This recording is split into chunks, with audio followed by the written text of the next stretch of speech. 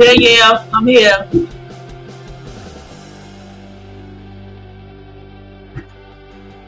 V314, that Witchcraft Radio.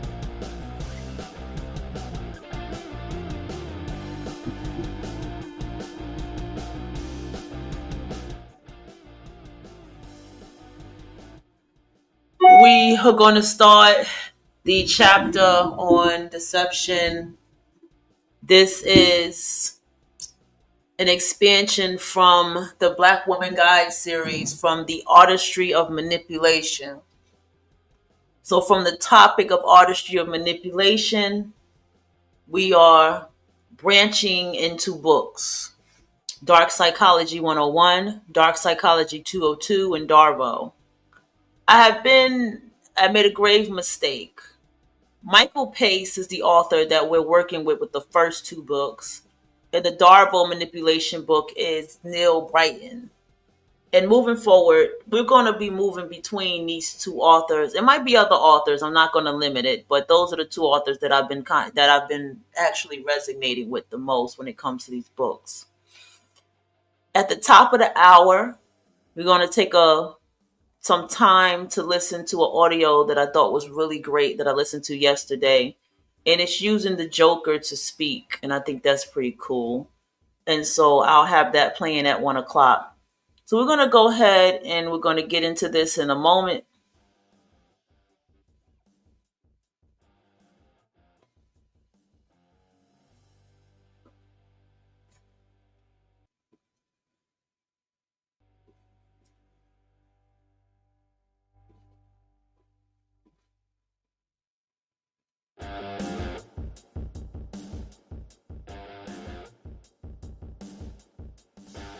Just saying, man, we're about to get into it.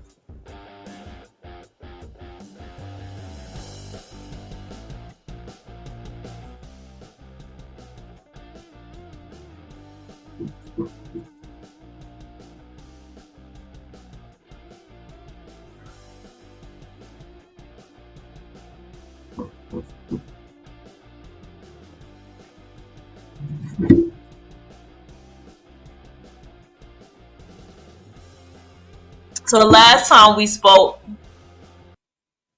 we talked about how we got into the topic of mind games. We got into the topic of mind games as a psychological scheme. And as I said, make sure you write down words that are key words in your notes. Lying is a form of deception, not the only form that deception can take. And in between that, we learned about sound and how sound is used as deception. And I always tell you guys that the tone of voice and people who speak from a whisper, and of course, we're going to start getting into body analysis and everything too. Um, there's dark versus normal deception. And so that is the chapter that we're getting into in chapter 5, dark versus normal type of deception. What is the simple type of deception that people often have, uh, deception that people have to defend themselves, versus dark deception, such as, being on the child predator list or having to do any type of form of SA in somebody, robbing a bank, being on the most wanted list, skipping town because of whatever may have you. And this brought me to a story of someone's experience, right?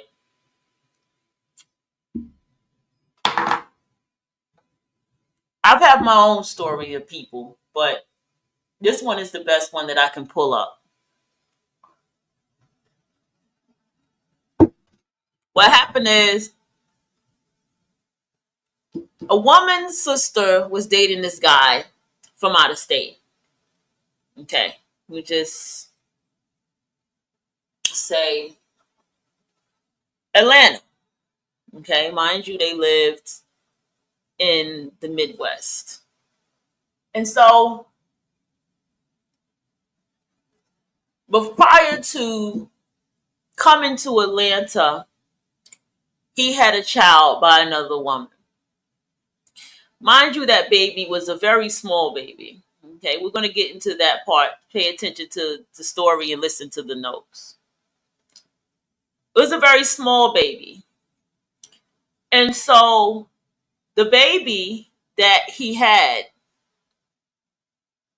right,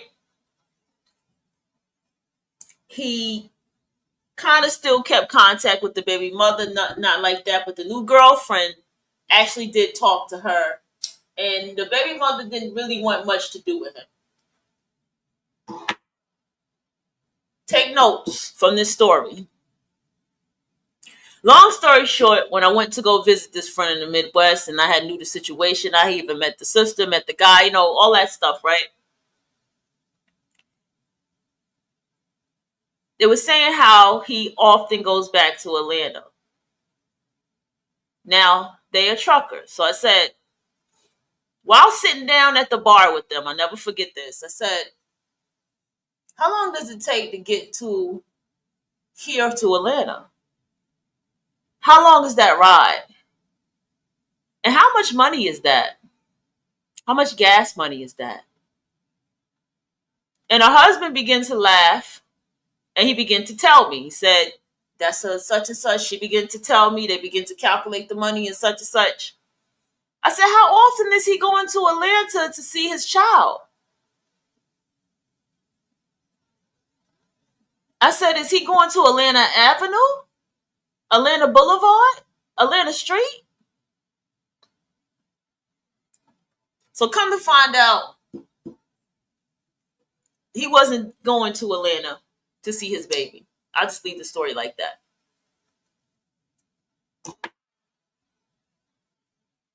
But let's dissect. Oh, it almost did it again.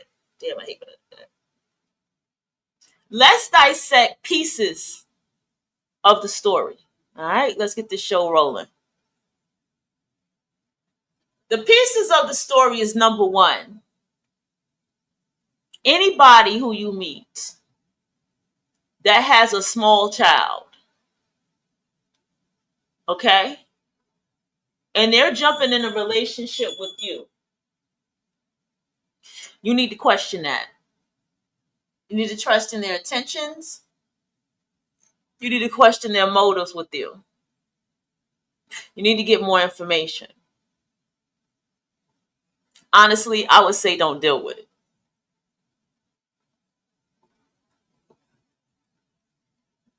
That's a little heartless to me, Someone just had a baby, they had a breakup. There's something not right there with that relationship.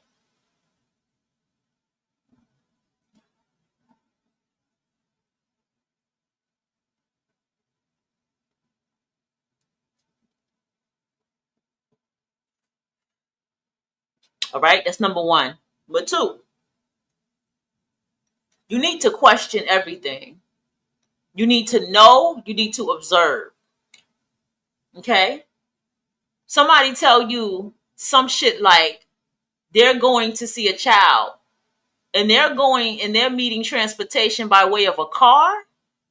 You need to think 10 steps ahead and ask questions. You're in a relationship with them.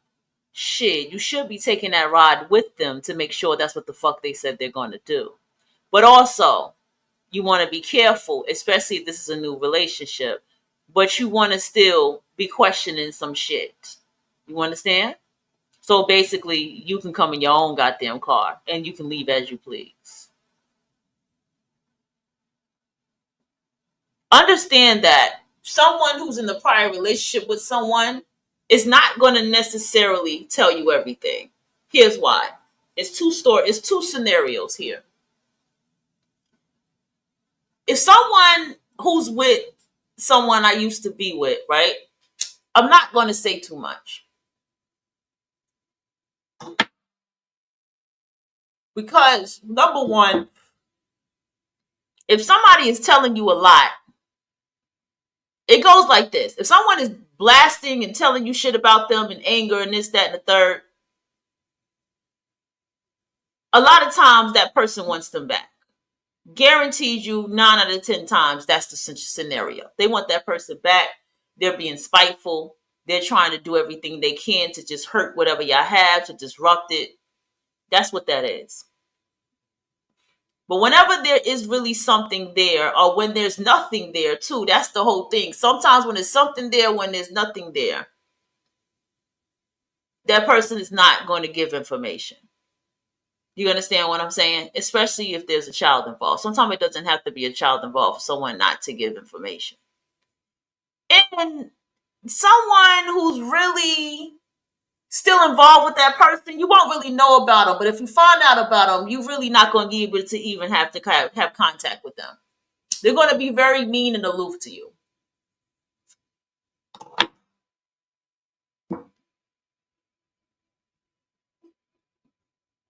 Or very shady.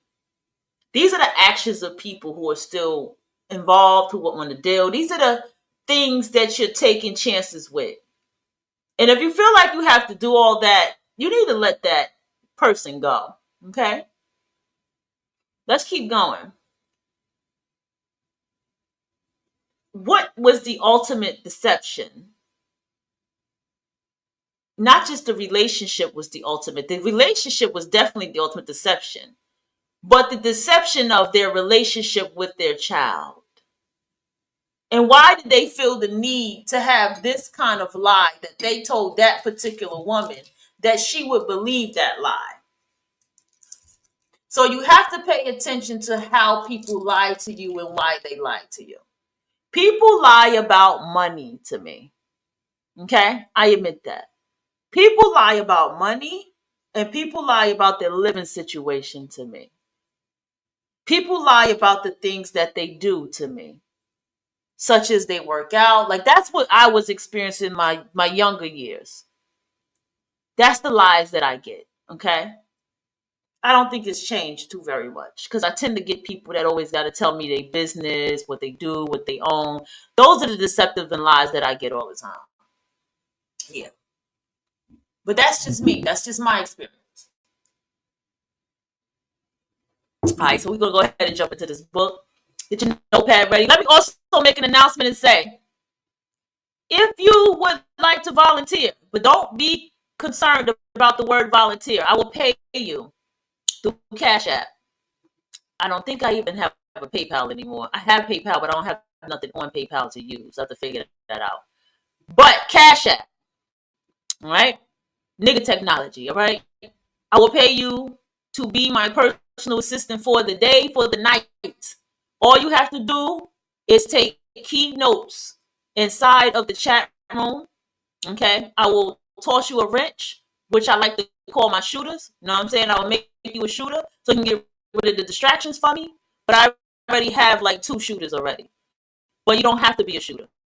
Basically, what you would do is you tag a lot of things that I'm saying inside the comment section as well as in the chat room. Bring it to my attention if there's a question and stuff, because when I do this, actually I am interactive. But once I get into the audio and stuff and the notes and stuff like that, I'm here, but I'm still here. You understand what I'm saying? And a lot of times, the lessons that I'm teaching from this book is oftentimes you can go to the Facebook page and you can find a lot of the stuff for those of you who want to keep up with something. You can even comment over there. You can even make notes of some things that you got or whatever. But we're going to go ahead and hop into this book. Once we hit like 1 o'clock, 1:15, there's another audio that I'm going to play.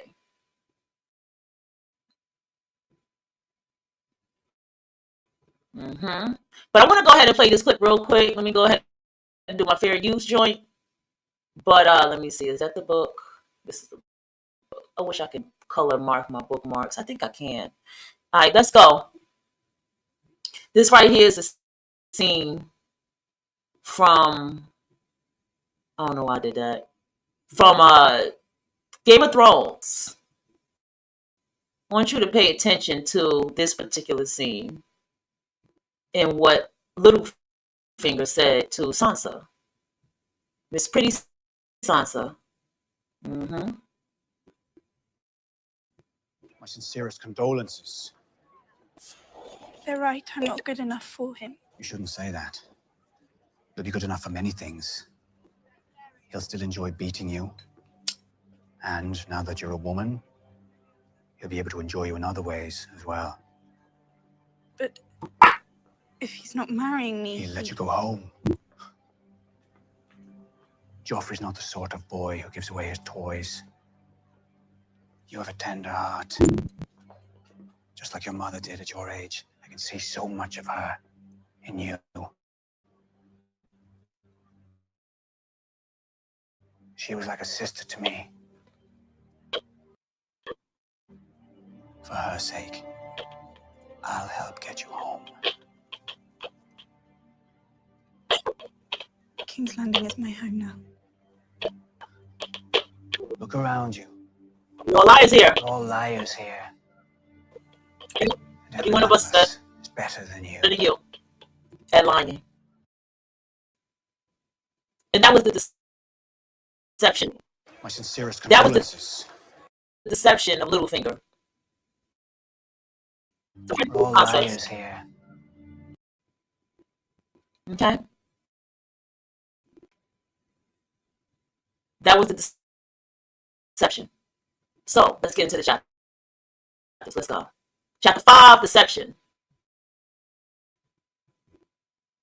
Let's get into it. Psychology presented in this book.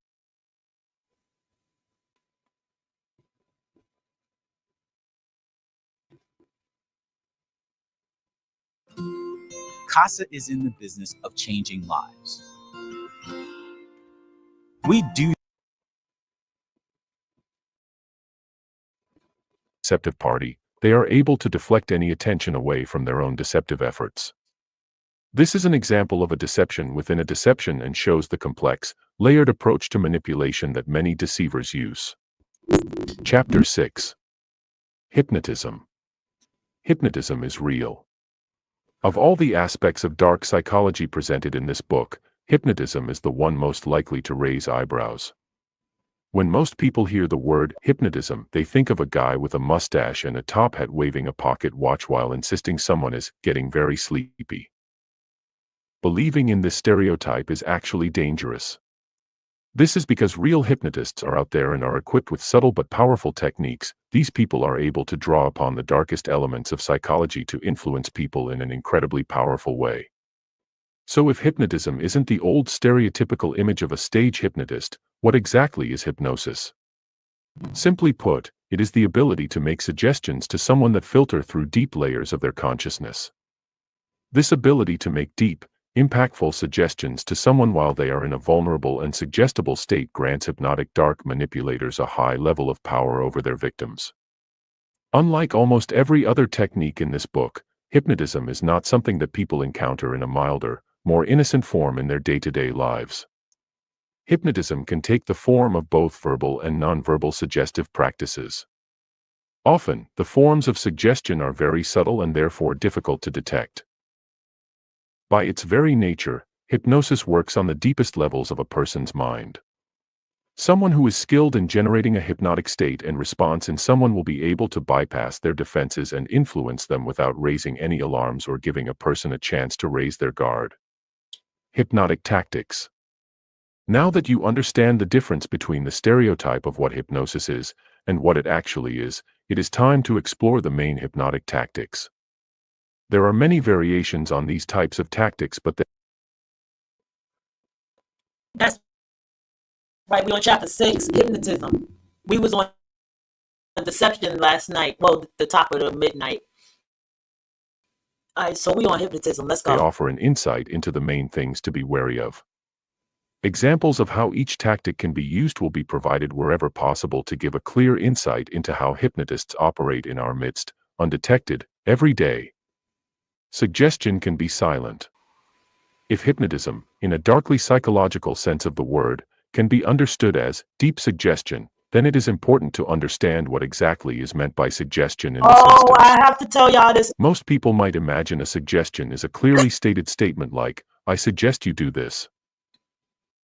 Building your online business? I got one for you. Go to Wix.com and set up your... I gotta jump on this chapter. I got to jump on this chapter. want y'all to understand. My mind plays chess every day. Every single fucking day it plays chess, believe it or not. And every day that it plays chess, I come prepared. Okay? See, one thing I was always taught since younger is you have to choose your battles.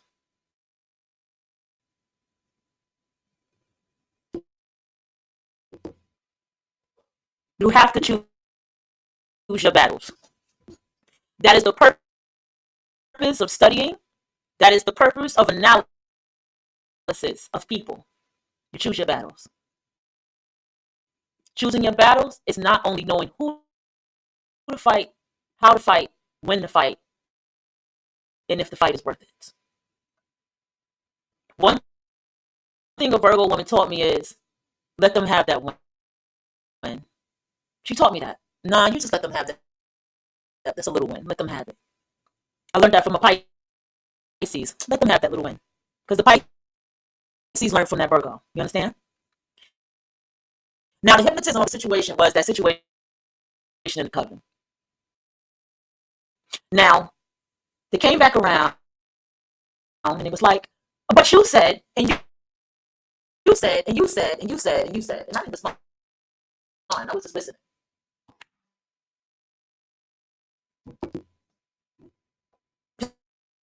One thing that I love my judgments to be confirmed. That means that whatever I see about a certain person, a certain personality, a certain look, a certain walk, a certain voice, and I judge that shit, and it's close in my face, and it's everything that I motherfucking said, check mark. It helps me stand on that judgment and never let it go, and keep that judgment.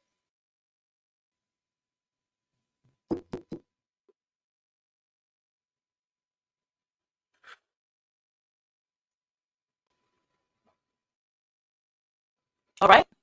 It was like, but you said, and this and that, and that's when I had, they were plotting the whole time. I could feel it, I knew it. It was really annoying. I was just like, what the fuck they want? I knew they wanted something before they wanted something. That was a form of hypnotism. And that's why I tell you to this day, it pissed them off. When I slapped them in the face with that post, when I was like, you have to meet a standard to be on my friends list. To show them, I never fucked with you in the beginning. I'm not your friend. I don't want to be your friend, and I never would ever associate with anything like you. Okay?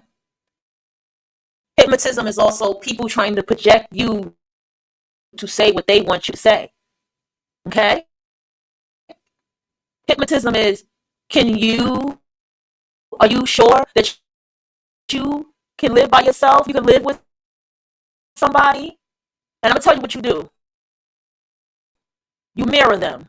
You mock the way that they're talking to you. Why are you talking to me like that? You see what I'm saying? You have to project a very, like, I'm going to teach you how to do it. All right, listen.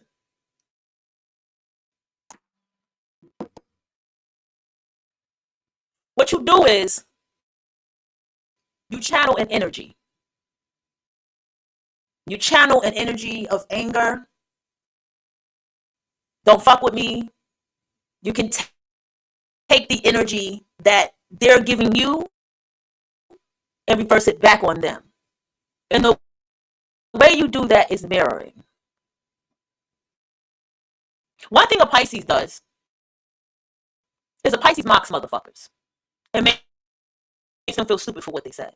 And I realized that Pisces do that because it's to show people what the fuck they said. But it's also a very manipulative tactic of Pisces. So if someone was to say, are you sure that you can live with somebody after being alone for a long time? You go, yes, I'm sure that I can live with somebody after being alone for a long time. You mock their words. You mock them back. Because I'm going to tell you what people are going to do. They're going to giggle. They're going to do a very conniving giggle. And you give them that giggle back. It seems so very simple. But trust me when I tell you, when you do it, when you mock people, when you mirror people, watch what happens.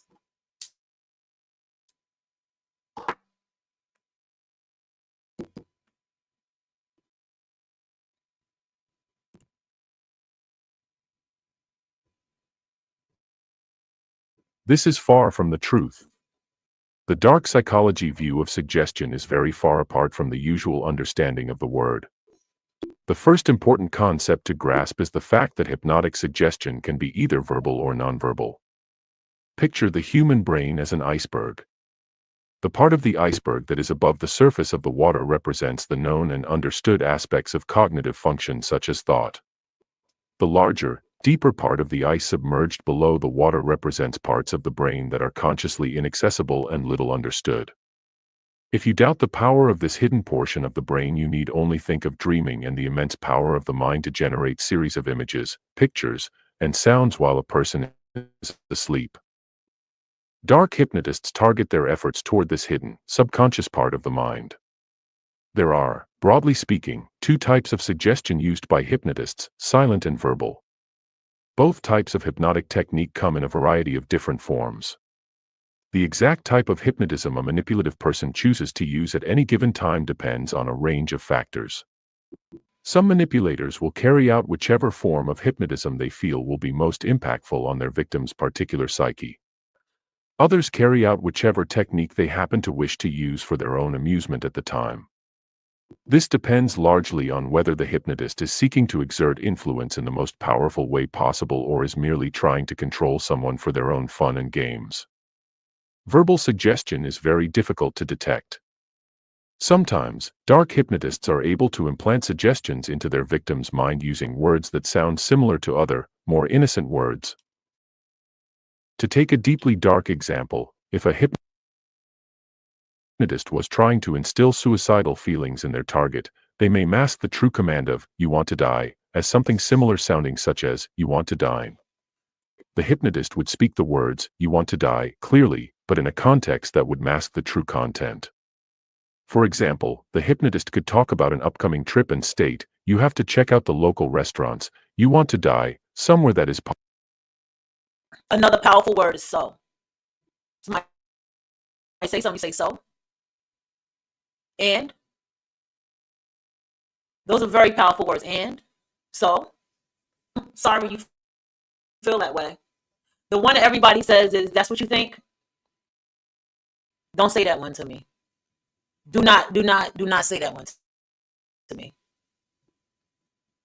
popular but picturesque. The victim's mind would absorb the suggestion of death without consciously understanding why. The above example of masked verbal suggestions is akin to a poison being hidden in someone's food. The victim consumes the hidden content, thinking that they are enjoying something helpful and innocuous when in actual fact they are absorbing something deadly. The especially devastating part of this technique is the fact the victim will never notice it. Even if someone thought they had picked up on the true words the hypnotist had spoken, imagine how crazy they would sound calling them out. People will generally take whichever option is psychologically easier for them and will therefore accept the masked command without question. A hypnotist's tone of voice and choice of words is another method of verbal suggestion. Some hypnotists will carefully learn the pace and style of delivery a particular victim uses when they are expressing something serious. For example, if, when someone wishes to say something meaningful, their voice lowers in pitch and slows in pace, the hypnotist would memorize this detail and retain it for future use. The hypnotist would then make suggestions to the victim in that exact, mirrored tone of voice. Because of the carefully modulated tone, the words delivered in that vocal variation would deeply penetrate a victim's defenses. Because the hypnotist would only deliver the suggestive content in that tone of voice, and then switch back to their usual way of speaking, the victim would be unaware even of what had taken place. Another form of personalized, verbal suggestion employed by a hypnotic user of dark psychology is to pick up on words that have a special, intense significance for the victim who uses them. For example, when someone is very emotional, they will often use a particular term to convey this feeling.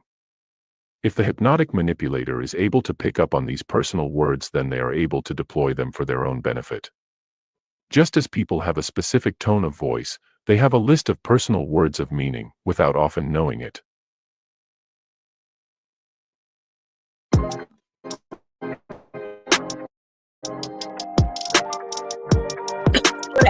Meet Dalpad AI Sales, a new way to sell with real-time intelligence.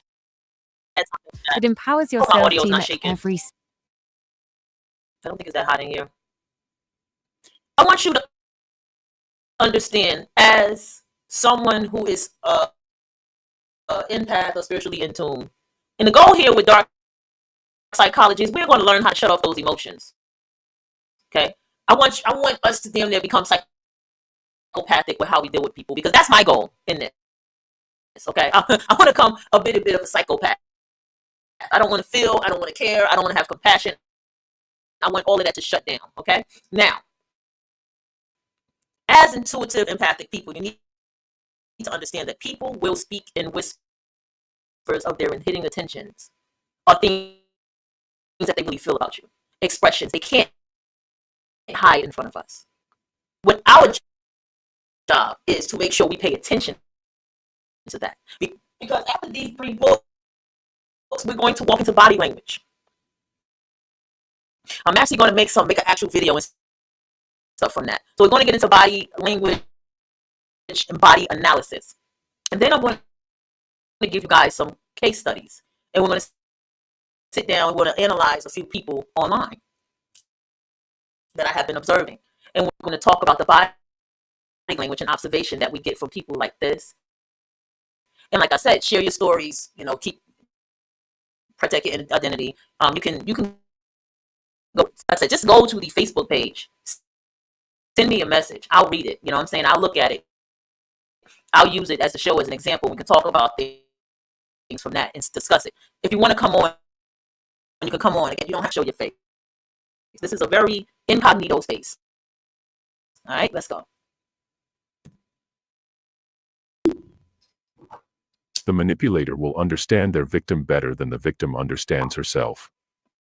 Knowing these words and tones, the manipulator can reverse engineer the victim's own brain to use against them. Suggestion can also take nonverbal forms as well.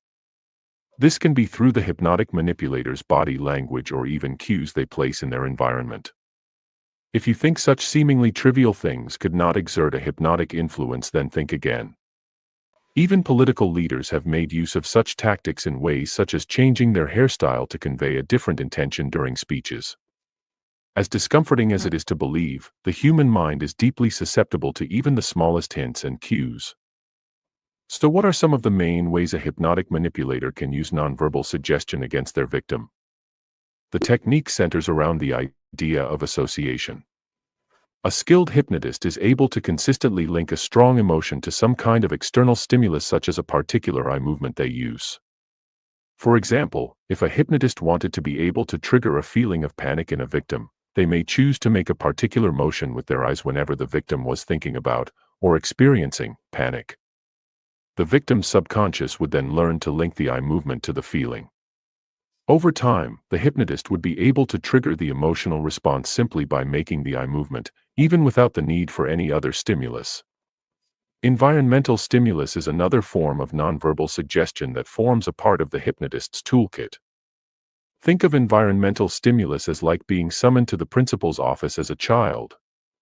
The location itself was enough to send you into a feeling of deep panic because you had learned to associate the location with panic and problems. Hypnotists are able to use the same concept to devastating effect in adult life. For example, they will often be sure to have a certain type of conversation with a victim in one location only. Picture a hypnotist and their victim in a romantic relationship. Every time the hypnotist wishes to get some kind of agreement or consent from his victim, he may be sure to ask her only when they are at a certain coffee shop. Over a period of time, the victim's mind begins to associate the physical environment of the coffee shop with the granting of permission. The hypnotist can then use this physical environment as external psychological leverage whenever he needs to exert influence and control. Vulnerable victims. Hypnotism is not equally effective on everybody it is tried on. Some people are more likely to be influenced by a hypnotist than others. Although the exact level of susceptibility is complex and hard to simplify in a single sentence, it boils down to the idea of vulnerability. Vulnerable people are more likely to be agreeable to hypnotic suggestion than people who are less vulnerable. Therapy has always been such a scary idea to me because I simply did not know where to get started. I didn't know how to find my person. I did not know where. The types of vulnerability sought out by hypnotists in their victims will now be explored along with a guide to how hypnotists exacerbate and magnify the vulnerable paradigm. The people most vulnerable to hypnotism are those who have recently experienced a significant life-changing event that has reduced their stability and certainty. For example, if a person has just come out of a serious romantic relationship, has suffered bereavement or lost their job, they are particularly vulnerable to suggestion. This is because the human brain craves certainty and understanding above all else. If a hypnotist spots someone who is in a vulnerable place, they can offer them certainty and change their vulnerability in general to vulnerability around the hypnotist specifically. There are roughly two facets of vulnerability in a hypnotist's victim: pre-existing vulnerability and exacerbated vulnerability. The most diabolical hypnotists are able to combine both aspects to lethal effect. Not only will the best hypnotic manipulators be able to find someone who is suitably vulnerable, they will find someone who is specifically vulnerable to the hypnotic psychological scheme they have planned. For example, if a hypnotist is looking to use their powers to gain financially, they might seek out a victim such as a rich, recently bereaved widow.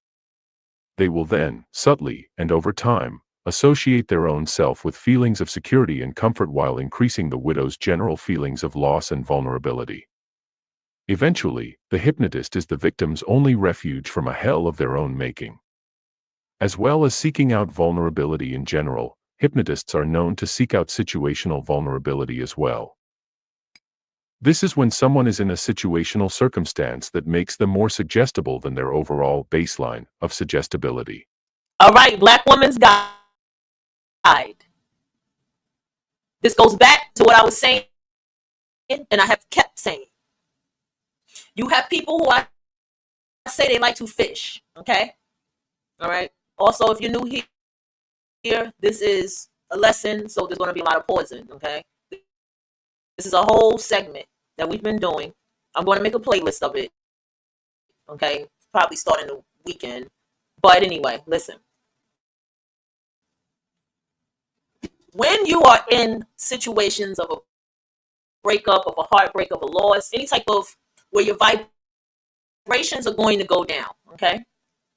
You are open and more susceptible to abuse, manipulation, narcissism, psychopaths, perverts, and such. I need you to understand, write that down. I need you to know that's what you are going to attract. I am telling you from personal experience. Sit your ass alone, fulfill your space with people. I actually say fulfill your loneliness with yourself. Do the things you love. Buy a goddamn sewing machine, an instrument, write a song, go to your favorite library, take a fucking course in something.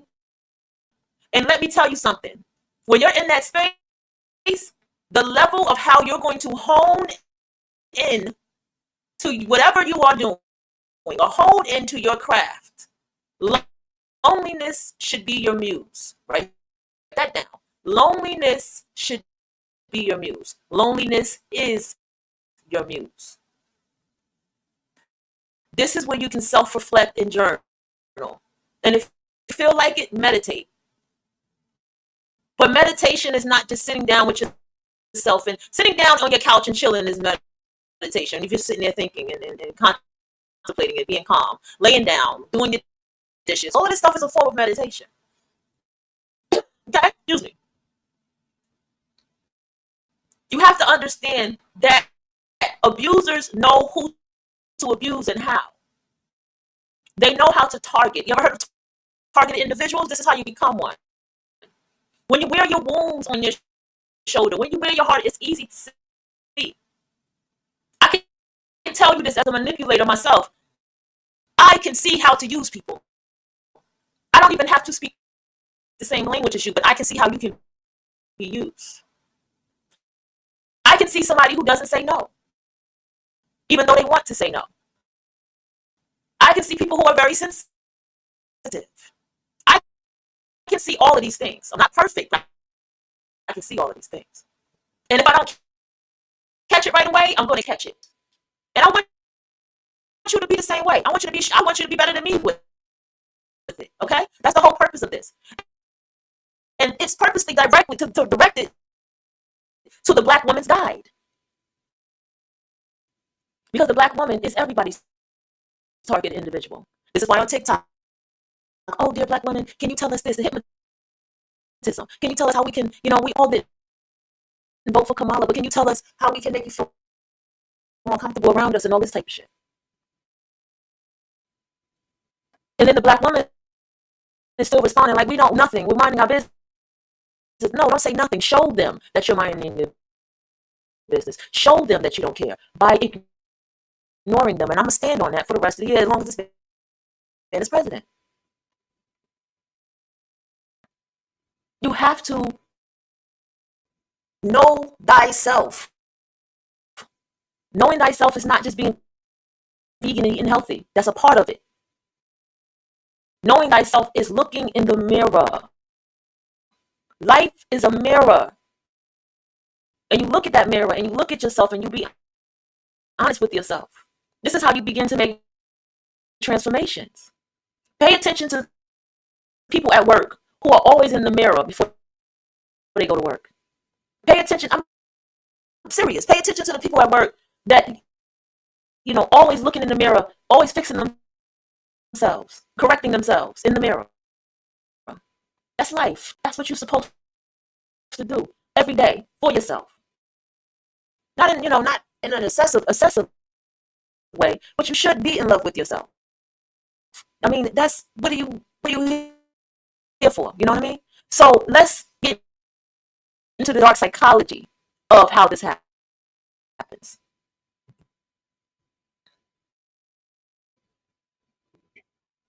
There are tactical tricks a hypnotist can use to ascertain the situational vulnerability. One such tactic is trying to induce mirroring behavior in their target. When people feel a subconscious level of connection and rapport with someone, they will start to mirror the person without knowing they are doing it. To check this, a hypnotist might make some small change to their body language, such as a hand motion. If the victim subconsciously mimics this gesture, then it is a sign the victim is situationally vulnerable. Now that both general and situational vulnerability have been explored, it is important to understand how the most skilled hypnotists use the two types of vulnerability together for an especially strong impact. If someone is vulnerable in general, due to their life situation, and vulnerable in particular, due to the situation the hypnotist has managed to set up, then that person is in the most influenceable state imaginable. Once such a state has been induced, the hypnotist is likely to move on to the most powerful and advanced techniques they possess, such as NLP.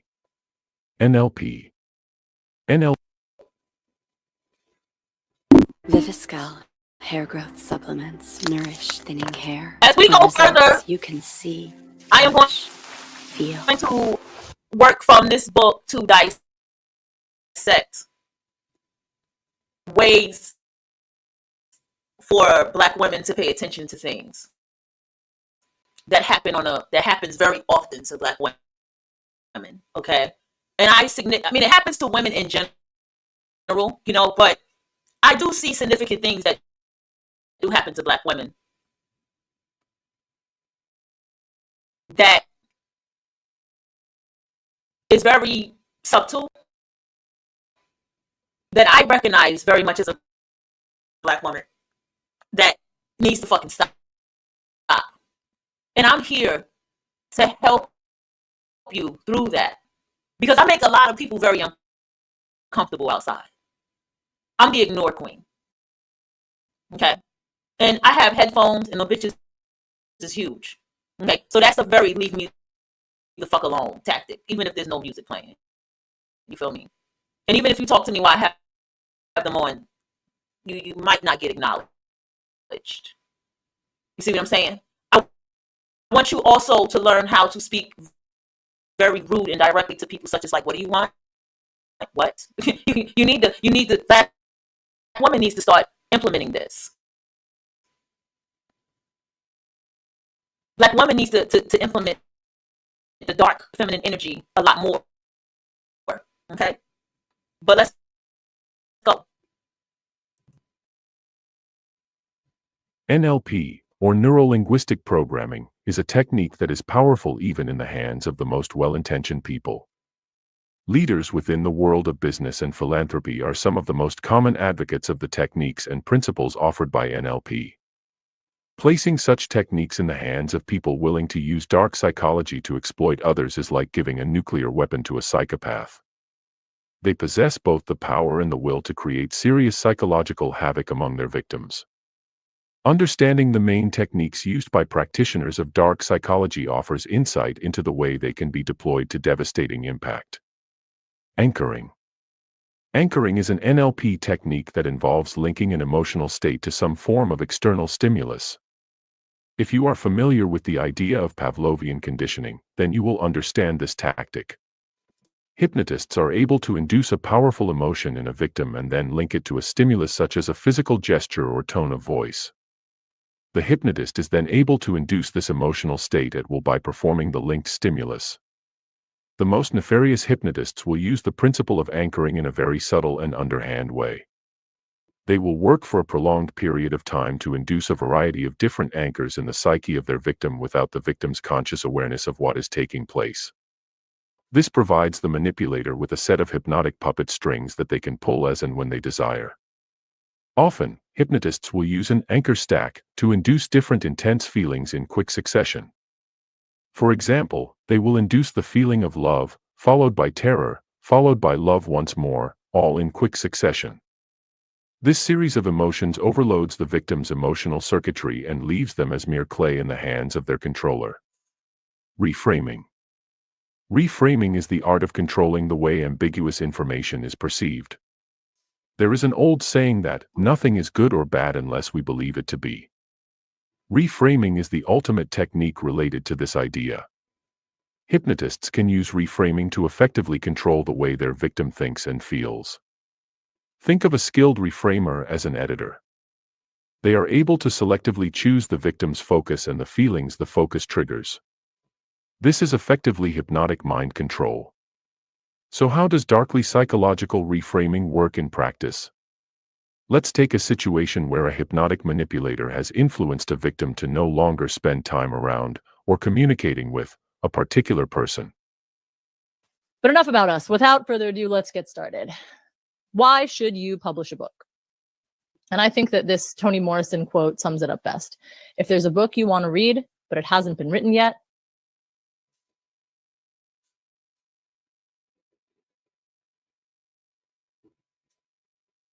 the victim may state feelings of sadness or loss related to this interpersonal change.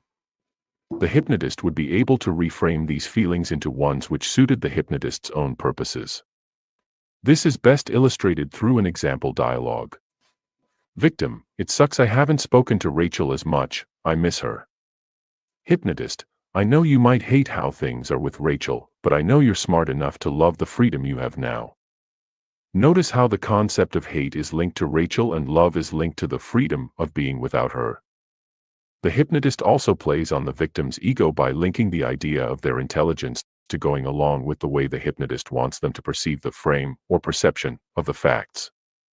Think about what you have already learned about the vulnerability of victims and you will understand how this reframing can be used to devastating impact. Future pacing. Future pacing is the closest thing possible to psychologically manipulative time travel. Future pacing allows a skilled manipulator to lead their victim on a mental journey into the future and influence behaviors and responses that will occur in the actual, chronological future that exists independent of the victim's reality. At its most fundamental, future pacing involves the mental leading of a victim through a future scenario. For example, if the hypnotist wants their victim to feel generous and relaxed whenever they receive money, the hypnotist would ask their victim to envision a situation, such as receiving their next paycheck. To make this future imagining possible, the hypnotist would ensure the victim imagined all of their 5 senses in action, what they would see, feel, touch, etc. at the time. This helps the brain to perceive the future scenario as real due to its sensory depth. Once the hypnotist cognitively transports their victim into the future, they begin to suggest certain happenings and monitor the responses. For example, the hypnotist may say something like, "Imagine being very generous with this paycheck and providing it to those who really need it, because you are a kind person and doing the right thing is deep in your nature." If the victim's physical response to this future scenario showed signs of compliance and acceptance, then the hypnotic manipulator would have the confidence that their victim would actually behave in this way when the scenario occurs in the future. Due to the intensity and power of the hypnotic techniques mentioned in this chapter, the best manipulators only use them in moderation. For example, a darkly psychological hypnotist would be sure to keep their interaction with a victim 95% normal. This will increase the victim's comfort and trust to such high levels that the 5% time spent on hypnotic influence would not only slip past a victim's defenses unnoticed but would work to great effect once embedded in the victim's mind. Chapter 7. Brainwashing. Are you brainwashed about brainwashing? If you ask someone if they know what brainwashing is, they will probably reply that they do. Brainwashing is a concept that many people have heard of, while mistaking their vague familiarity for accurate understanding. Before looking at how, where, and why brainwashing occurs, it is essential to understand exactly what brainwashing is and isn't. Of all the dark psychology techniques contained in this book, brainwashing has the most serious and widest impact. If the other dark psychology techniques are sniper bullets, aimed at one particular person, brainwashing is a nuclear bomb capable of devastating an entire city. The term brainwashing refers to the slow process of replacing a person's ideas about identity and belief with new ideas that are intended to suit the purpose of the person doing the brainwashing. Brainwashing can occur in both wider and narrower contexts. For example, a brainwasher is able to control one person in particular, or use the same techniques and principles to control the minds of a wider group at once. Brainwashing is the process that turns atheists into suicide bombers and prisoners of war into communists. It has been tried, tested, and proven over the years to be effective in almost any scenario. So what are the most common misunderstandings related to brainwashing? Many people picture the process as some I need you to understand, and I need you to write this down. No one can influence what's not already inside of you.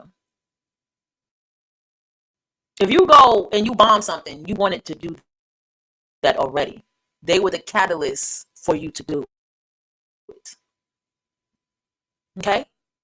No one has tricked me into anything in my life that I already did not subconsciously already want to do. I'm a very stubborn woman.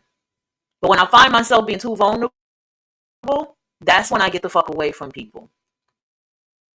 When I find myself being so influenced by somebody, get the fuck away.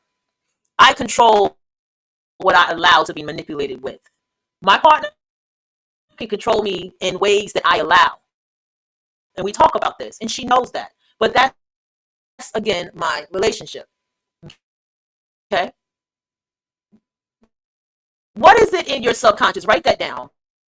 What is it in your subconscious that sits there? What is the invasive thoughts that you have? Write them down. Do you want to push people into the train tracks? Do you want to kick children? Do you want to slap the shit out of people? Stuff like that. So if you argue with somebody like, slap the shit out of that bitch, and you go slap them.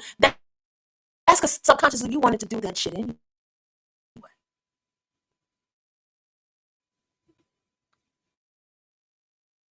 If you want to stab somebody, someone's going to put you in a position to want to stab them. And then you're going to have a manipulator on the side, like stab that bitch, because that's what you wanted to do anyway. Kind of quick and forced occurrence. Picture either Alex in A Clockwork Orange or Neo in The Matrix having concepts forced into their cranium, involuntarily, in a short space of time. This is Hollywood brainwashing and is far from what actually occurs in real life. The process of real-world brainwashing will be explored in detail later in this chapter, but at its simplest, brainwashing is a process involving the slow, gradual, and seemingly voluntary changing of a person's map of reality from the one they have freely put together to one that is forced upon them by the brainwasher. The evil irony of the technique is the brainwasher will ensure the victim feels in control at all times. Brainwashing contexts. So what are some of the main situations that are fertile breeding grounds for brainwashers? Before the process of brainwashing itself is explored fully, let's take a look at the situations in which people are often brainwashed and the motivations behind this. A lot of people would agree with the idea that cults brainwash people, but few would be able to explain exactly what a cult is and how they brainwash their recruits. Let's demystify the process. A cult is a fringe group, often built around a charismatic leader who is able to exert high levels of influence over their followers. The cult will usually provide a complete understanding of reality to those who follow it. Why exactly is this cult context one in which brainwashing flourishes? The primary attraction of cults is they present reality as something very simple and within reach of the average person, provided the person is willing to take on board the cult's teachings. We live in a complex modern world where life can seem confusing and overwhelming. Cults cut through this confusion and tell people, don't worry, we have the answer. The way in which this answer is presented is intended to play on the human need for belonging and acceptance. Brainwashing can flourish in this context as a result of the idea of the new normal. What exactly is the new normal? It is a way in which cults are able to influence those they brainwash into accepting their teachings by making them seem prevalent, accepted and positive. For example, the idea of worshipping a man who claims to be God would be incredibly strange in everyday life.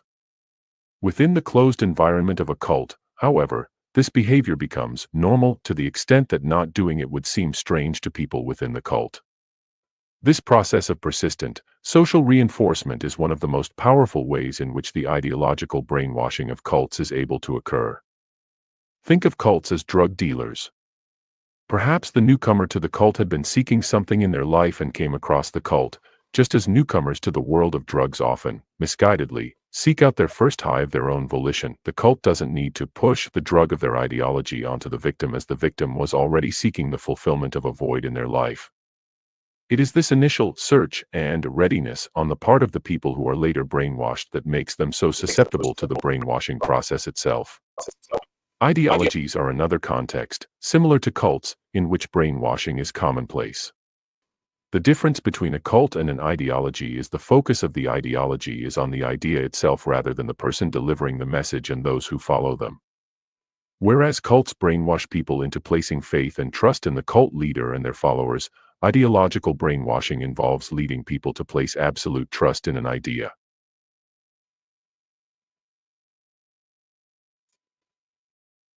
I tell you all the time that cult leaders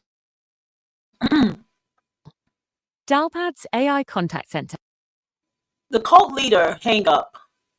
There's a womb inside of a cult leader that causes problems for them. And that is because a lot of them are abandoned little children, right? This is why they adopt children. This is why, unfortunately, they abuse children.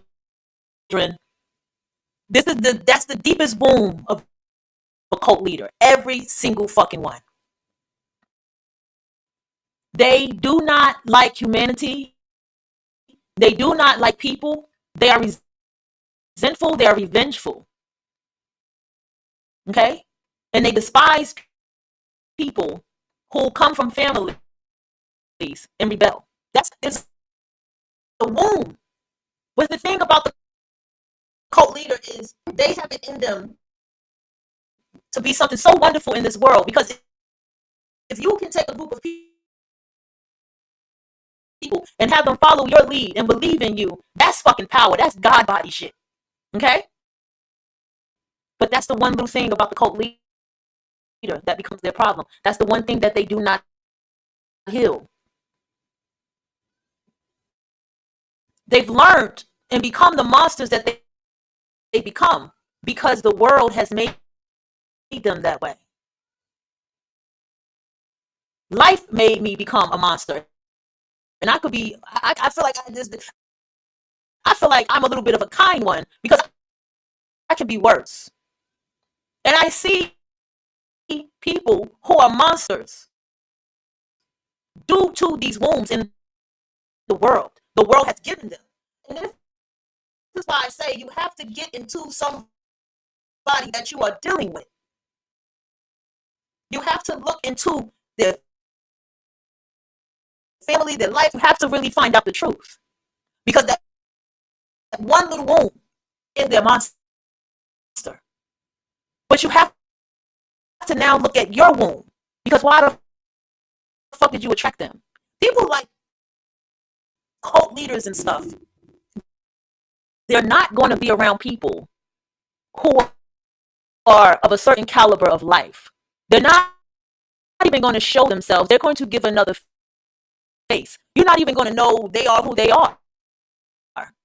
You understand? Because they have it. When you, it's the strangest thing. When you hate people, you know people. Therefore, you know what people like to hear and this, that, and the third. You know how to role play. You know how to pretend. But I'm going to always keep stressing. Life is a mirror. Okay? So, with that being said, I have to pause right here for a second. I know y'all getting into it. I have to pause right here. I have to go here and do something really quick. I just didn't want to end the show. So, I'm going to go ahead. I was thinking I was going to play a book by Neil, but I'm going to go ahead and let this play a little bit. Take some more notes, and I'll let you know when I'm about to switch over. I hope I don't sound fucking choppy. I need to go check my audio. Ideological brainwashing is incredibly dangerous due to the fact it goes above and beyond any one individual. Think of extremist religious terrorism, for example. It is possible for a high-profile figure within the ideology, such as Osama bin Laden, to be killed. Does this kill support for the idea itself? No. The dead figures are praised as martyrs who gave their life to the ideology, thus increasing its attractiveness and allure to potential newcomers. Almost any ideology is likely to have an extremist, fringe outskirt in which brainwashing takes place. Even something seemingly innocent like a pop band can have this impact. Young fans, at a psychologically impressionable age, link their sense of identity, happiness, and belonging to a pop group. They will gladly defend this group to extents that are unusually intense. Some pop groups have fans that even self-harm, using razor blades, if a member quits the group. If you carefully consider this phenomenon of the power of brainwashing even in accidental, innocent contexts, then consider how devastating the process can be in intended contexts like cults and terrorist groups.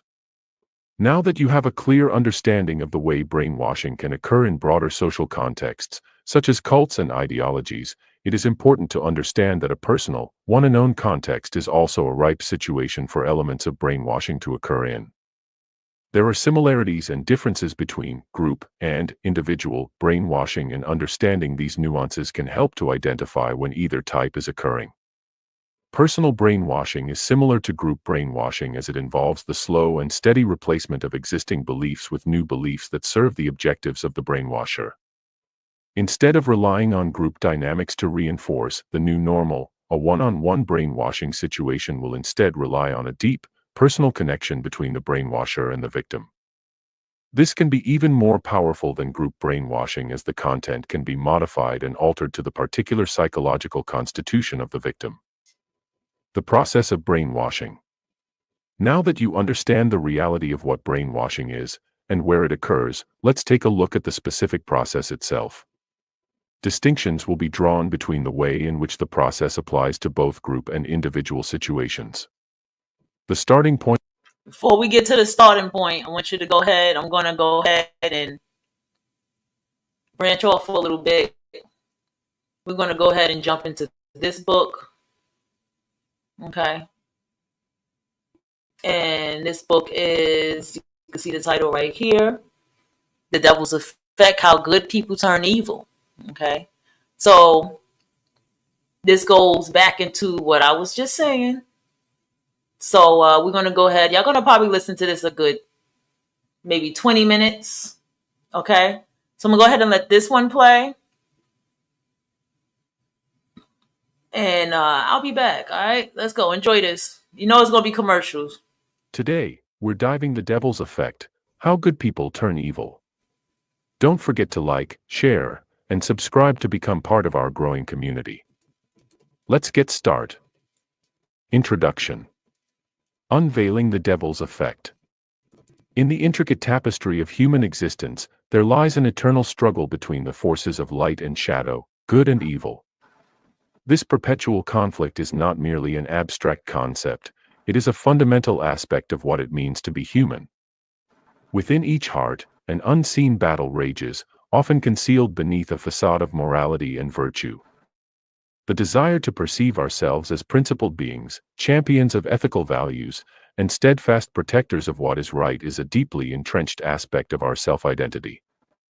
We take pride in the notion that we would never drift into the abyss of darkness, that we could never be complicit in malevolent acts. However, history paints a contrasting picture. The profound atrocities that have marred our collective past, the Holocaust, brutal acts of terrorism, systemic abuse of power, stand as grim reminders that, when placed in certain dire contexts, even the most seemingly virtuous individuals can engage in profoundly immoral actions. This unsettling reality gives rise to a concept we term the devil's effect, which succinctly captures the psychological dynamics that can compel ordinary people to relinquish their moral bearings and spiral into acts of unspeakable evil. In this exploration titled, The Devil's Effect, How Good People Turn Evil, we aim to dissect the complex interplay of societal, psychological, and personal influences that can erode our moral fabric. Our intent transcends mere comprehension. It seeks to uncover the latent triggers that may lie dormant within the recesses of our psyche. By delving into these hidden forces, we gain valuable insight into our own vulnerabilities, ultimately illuminating pathways towards self-awareness, resilience, and even redemption. Researchers in psychology and sociology have meticulously examined the darker aspects of human behavior for decades, often unveiling alarming truths that compel us to reassess our understanding of morality. It is a sobering realization that we are all susceptible to various forms of manipulation and influence, more so than we might be comfortable admitting. This awareness confronts our self-image, challenging the very foundation of our morals, values, and Let me guess, you're thinking about going to therapy. And as a therapist myself, of course I'm going to say that's a great idea. But first, let's talk about the things they don't tell you. First of all, you're going to say, I'm fine, like 300 times. Spoiler alert, your therapist will see right through that. And how does that make you feel? Yes, they actually use this phrase. And yes, they actually want to know the answer. Then there's the crying. Like 1 minute you're talking about your raise that you got at work, and then the next minute you're talking about how when you were 6 years old, your mom left you in the aisle in the grocery store because she went to the next aisle to get some milk because she thought that you were right there next to her. Come to find out, that's when your abandonment issue started. And homework, yes, there's homework. But here's the thing, by the end of it, therapy could actually make you feel better. And you'll be like, why didn't I start this sooner?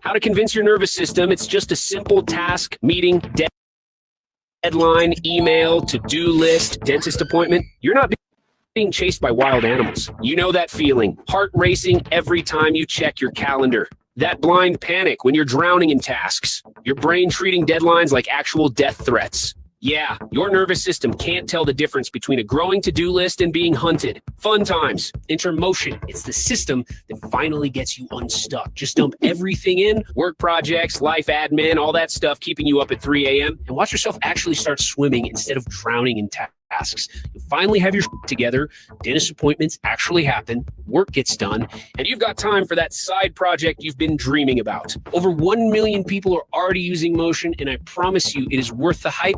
It's like finally clearing out all that gunk from your head and being able to think again. No more staring at your schedule like it's written in hieroglyphics. No more endless planning without doing. No more watching your potential fade. while you scroll through other people's highlights. So if you're sick of panicking, procrastinating, and if the gap between who you are and who you could be is getting bigger and bigger, starting to feel hella scary, get unstuck with motion, click the link below to start a 7-day free trial.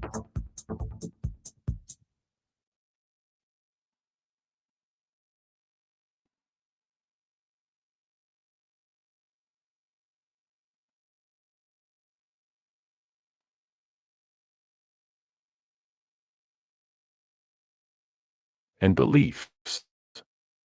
We must ask ourselves, are we truly as principled as we have come to believe, or are ethical standards merely self-constructed paper walls, easily dismantled by the right circumstances and external pressures?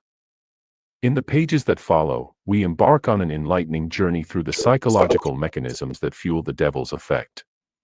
We will scrutinize pivotal studies, including Stanley Milgram's obedience experiment and Philip Zimbardo's Stanford Prison experiment, alongside other groundbreaking research in the field of social psychology. As we explore these critical concepts, we will poignantly recognize how effortlessly good people can become unwitting participants in wrongdoing, influenced by forces that often operate below the level of conscious awareness. Each chapter of this book delves into a distinctive facet of this moral descent. We will examine the initial waves of self-doubt that often precede wrongdoing, the subtle yet potent silent encouragement we receive from those around us, the seductive power of authority that can blind us to our own misgivings, and ultimately, the tipping points that can drive us beyond the precipice into darkness. By carefully analyzing each of these stages, the devil's effect not only elucidates the mechanisms behind the transformation of individuals into agents of evil but also equips us with the crucial tools necessary to recognize these patterns within ourselves and resist them. Understanding and confronting the darkness that lurks within us all is the critical first step toward ensuring that we do not fall prey to it. The overarching goal of this discourse is not to instill trepidation or despair, but rather to ignite a sense of awareness and vigilance. It is only through acknowledging our inherent potential for darkness that we can foster the resilience necessary to stand defiantly against it. Therefore, we invite you on this thought-provoking expedition, as we uncover the multifaceted nature of the devil's effect. In doing so, we strive to fortify our moral fortitude and enrich our understanding of the delicate balance between good and evil that resides within us all. Chapter 1. The descent begins, understanding the devil's effect. The whisper in the shadows.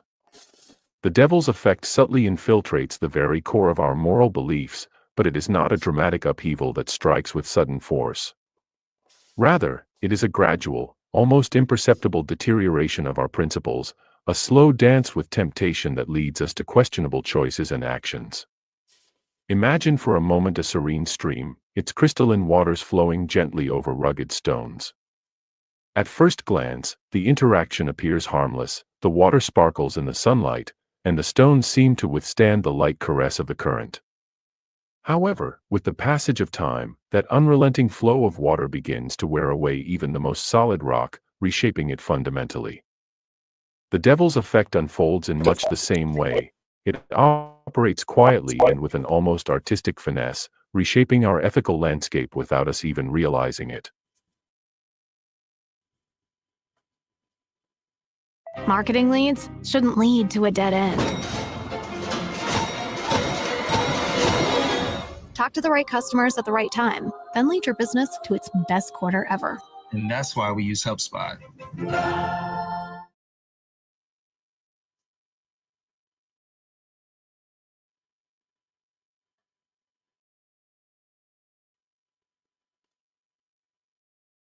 Want to make the switch to Shopify? Here's how to do it in a few easy steps. Sign up for a free trial at Shopify.com and download one of our top-rated migration apps from the Shopify App Store. All of your important content and data, we're talking products, customers, order history, blogs, will be imported into your Shopify store. You're probably thinking, okay, now I have to redesign my store? Shopify has tons of customizable, no-code themes that let you express your brand your way. Then it's on to selecting shipping options and setting up Shopify payments so you can get paid. All right, now the only thing left to do is connect your domain and launch your store. Yeah, you'll get used to that. With powerful tools, world-class support, and the best converting checkout on the internet, Shopify can help you grow your business into a global empire. Make the switch and see for yourself. Start your free trial today.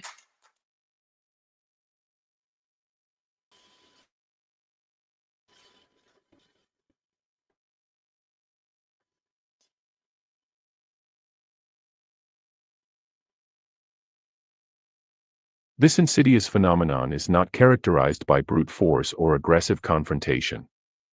Instead, it thrives on persuasion, weaving a narrative that appears entirely rational and justified. It doesn't demand our compliance; instead, it woos us into submission.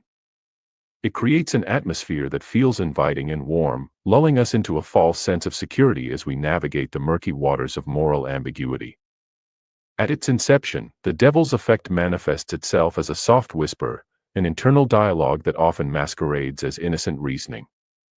It begins with benign-sounding thoughts, such as, "just this once," a tantalizing invitation to bend the rules ever so slightly. This phrase, cloaked in the guise of moderation, tempts us to dismiss our better judgment for a fleeting moment of indulgence. Next comes the thought, "it's not that big of a deal." In this moment of rationalization, we find ourselves trivializing potential consequences, paving the way for a slippery slope that can lead to greater compromises down the line. And then there's the refrain, "everyone does it," a common justification that conjures a sense of camaraderie among wrongdoers, reinforcing the notion that our actions are not only acceptable but commonplace. These seemingly harmless thoughts, innocuous in their initial appearance, are the harbingers of compromise.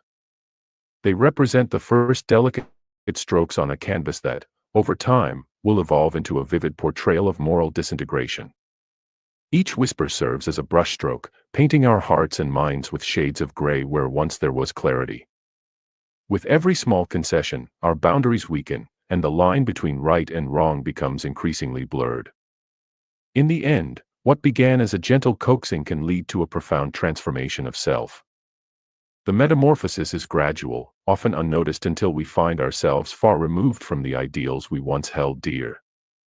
The stream of rationalization flows continuously, and before long, we may look up to find that we have drifted far from the shores of our original convictions, swept away by the current of our own justifications. In the shadows lurks the true danger of the devil's effect, reminding us to remain vigilant against the whispers that, while seemingly harmless, can lead even the strongest among us into a subtle spiral of moral decay. Small choices, big consequences. At its core, the concept known as the devil's effect delves deeply into the profound power held by our seemingly insignificant daily choices. Human cognition, intricately wired for the sake of efficiency, often leads us to minimize the importance of individual actions.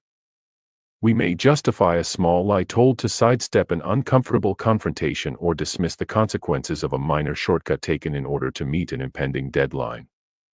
These choices, easy to dismiss as practical decisions aimed at navigating life's complexities, can deceptively cloak themselves in an illusion of harmlessness, rather than being recognized for the moral implications they may carry.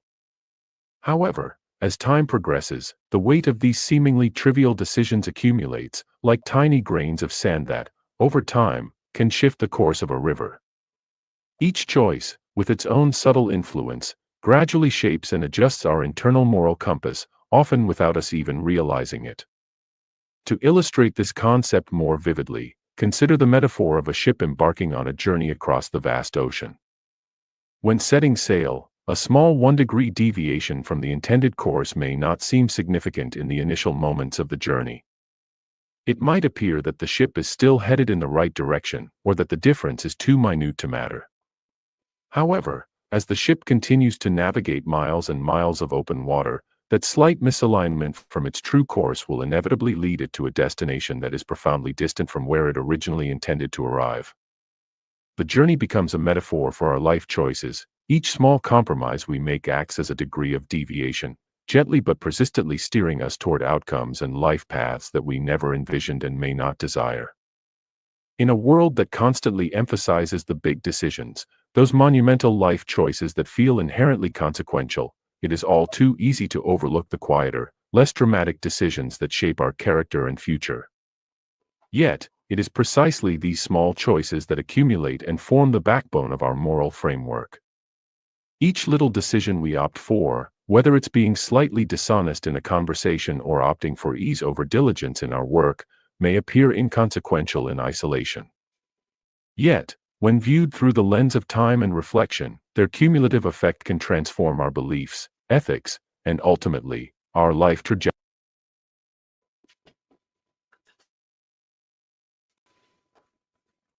Check out the newest strength equipment at Planet Fitness. Join the club today. Save when you join for just $1 down, $15 a month. Offer ends February 13th. Join today for $1 down, $15 a month.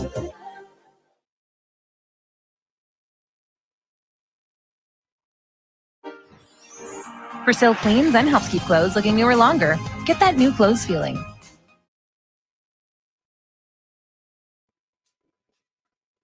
Our life trajectories. In recognizing the stealthy power of these minor actions, we are compelled to reconsider how we navigate the intricate landscape of our daily lives, setting our compass towards a course that aligns with our true values and long-term aspirations. The devil's effect serves as a critical reminder that in the grand tapestry of our existence, it is often the smallest threads that weave the most significant patterns. The role of cognitive biases in decision-making. Human beings generally pride themselves on being rational creatures, relying on logic and careful reasoning when faced with choices and dilemmas.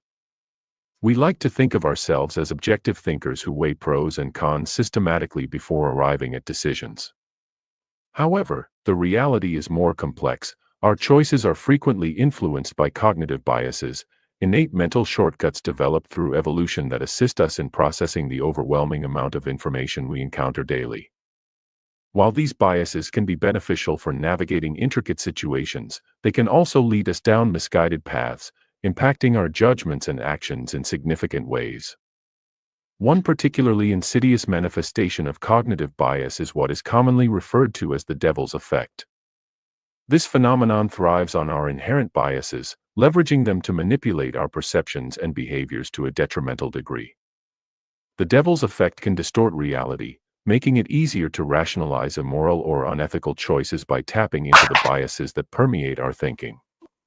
Confirmation bias, seeing what we want to believe. Among the various cognitive biases, confirmation bias stands out as particularly potent and arguably the most treacherous ally of the devil's effect. This psychological tendency causes individuals to seek out, interpret, and remember information in a way that confirms. Getting bars. All right, so for the rest of the segment, I'm going to talk from the hypnosis topic a little bit further. Okay, so this chapter right here, I have to say, is becoming my top chapter out of Dark Psychology 101, and then Dark Psychology 202. They get a lot more deeper, so I'm really ready for psychology, Dark Psychology 202, because they tell you tactics to protect yourself and things like that. Kind of like basically the things I'm saying here, and then we're going to use the tactics from 202 when we get to that. We'll probably get to that like in another week, probably next. If the way it's going, it might be next week. Okay, so hypnosis is a part of where the Black woman is the most duped, and everything that just what that other book was talking about too. But she's the most duped when it comes to hypnosis. She does not see it. This is why I say, and I stress it, and I agree that a divested Black woman, especially, number one, you should not go to their panels and talk to them. Number two, you should not attend their shows such as Pop the Balloon and all kind of shit, relationship shit. I even feel like you shouldn't even engage in their music. Okay, I feel that very strongly. That's good to me.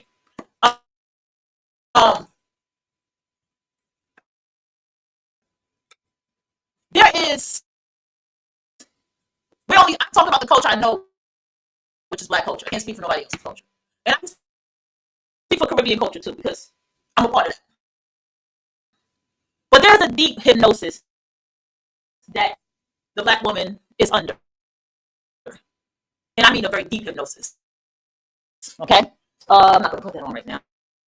I'll put that on it too. You see,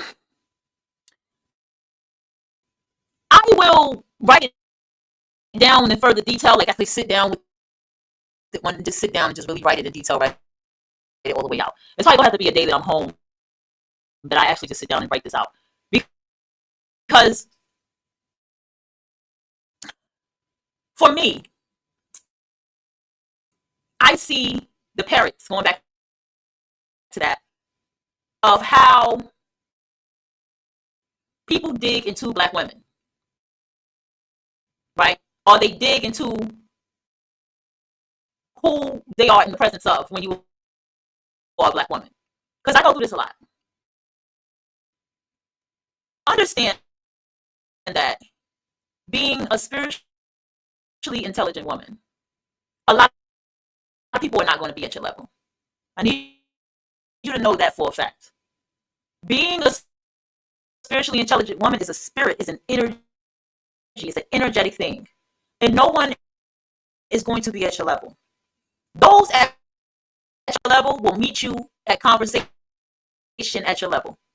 Those at your level will meet you at conversation at your level. Point blank, period. There are people who really do not read.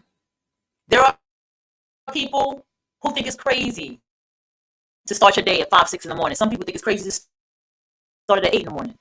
There are people who don't understand someone who will get up in the morning, start their day, have a banana, drink coffee, and go for a jog or go for a walk for an hour to start their day. To do yoga. Believe it or not, there are people out here, they cannot comprehend that level of living. There are people who would never pick up a book like Dark Psychology. They wouldn't know anything about this. There are people who are not even what's going on in the news right now. I can go on and on. There are people. But those same very people are dangerous because those are the same that use manipulation to navigate and control and try to hurt and be shady towards people. Because because that's just how they navigate. But the key for you is to detect it. I think people outside are easier. It's who's in your circle. That's going to be the hardest. Especially when feelings are involved. Now, there was a situation that I had today. Going into the topic that was talked about in the chapters, right? And it was a conversation about a hypothetical conversation, but something I have to think about, right? And it was an expression of do we, could we move in together? Even if we're together the next 2, 3, whatever years, can we move in together?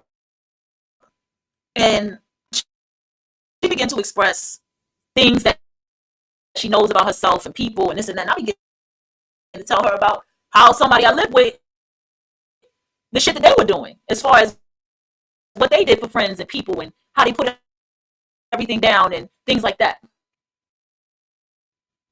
And when they began to talk about a certain person, I said, well, my problem is money. I think you should be compensated for, what's the word? I can't talk. For what you've been doing, getting paid pretty much for the services that you do. And it was like, yeah, that's going to be a problem. They also expressed that my home is very quiet. And they can't sleep in my home, but they sleep in theirs. And I was like, well, because of what I come from, that's why everything is so quiet. I come from chaos and noise and constant noise, and I developed silence and the art of silence and all this stuff as life has gone on. You see what I'm saying?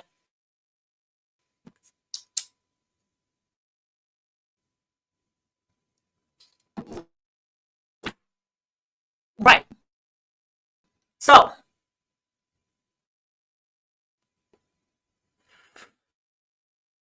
these are different things in my personal world. The thing is, why am I saying this? Unfortunately, because I talked about this too. I said, look, I've learned to like everybody comes with shit. Everybody comes with bullshit. Everybody comes with bullshit. I've been told that since I was younger, that everybody's going to come with some kind of bullshit. That's a part of being involved with people. They're going to come with that shit. And when you make a choice to have them in your life or have them close to you, because you make a choice to do that, you're going to be closer to the bullshit. You can't do nothing about who somebody has been involved with prior to you.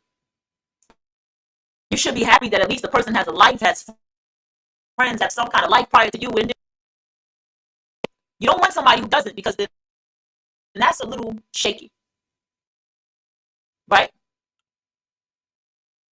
And everybody goes through moments and phases and growth and all this kind of stuff with human beings. And then you cross paths with this person for whatever reason you cross paths with them. You have to look at that. You have to look at yourself. Also,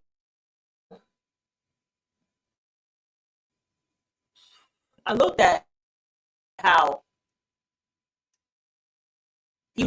facing the fact that I have been a loner for a very long time.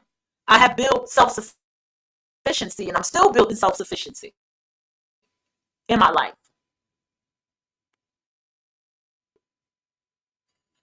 Okay?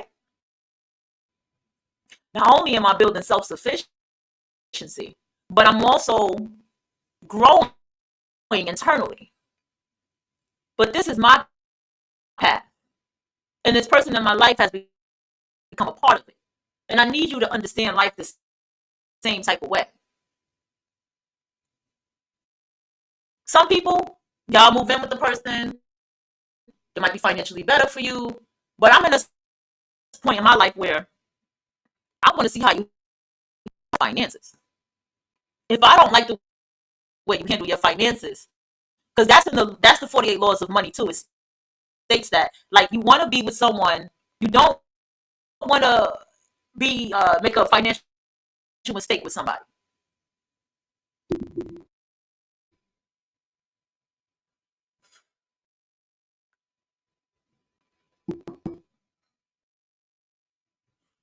Excuse me. So that's my main thing. Do I care about this person? Would I like to see them every day? Absolutely. But we don't have to live together. Do you see? I'm also polyamorous. So when it comes to me, because I do talk to the people, but I haven't lately, but when it comes back to me communicating and talking to other people and dating other people, that's going to be other people that I'm going to be with while in this main anchored relationship. Another thing is, things happen in life the way that it does because it pushes you to look at your life and look at what you need to elevate in your life. I know what I need to elevate. I know for a fact that when I go out there and I start socializing a little bit more, start making more connections, start working the things that I want to work, pick a lot of things back up as I've been doing, like I've been doing, I'm not going to be considering a lot of things that's happening in this relationship as even an issue. It's only because right now it's in my face that these certain things become an issue. Do you get what I'm saying? This is why you cannot center a relationship. Now, those of you who are married, I don't know what to tell you. I'm not married, never been married. So you have to know how to decenter people, center yourself. That is the whole point of these decentering men thing. You know what I'm saying? Like, people who miss the point really miss the point. Okay. Now,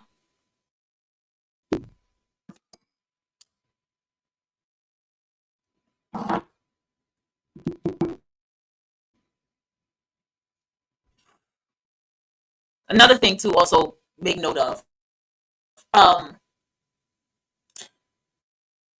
it is, I can't stand my coffee cup got coffee on the outside. Shit killing me.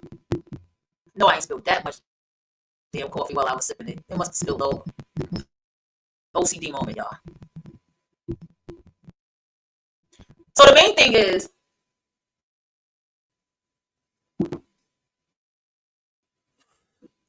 as you journal in this book, as you take note, I want you to journal as well, as you take notes in this book, as you dig into yourself, as you learn yourself. I also encourage you to go to Exoticals United, and she has a whole series on Men Are Not Your Friends. That one is deep. That one will probably damn near trigger you, but that one is deep. It's really, really good. I encourage all women to watch that. If you have daughters, play that for your daughter and have a long conversation with her.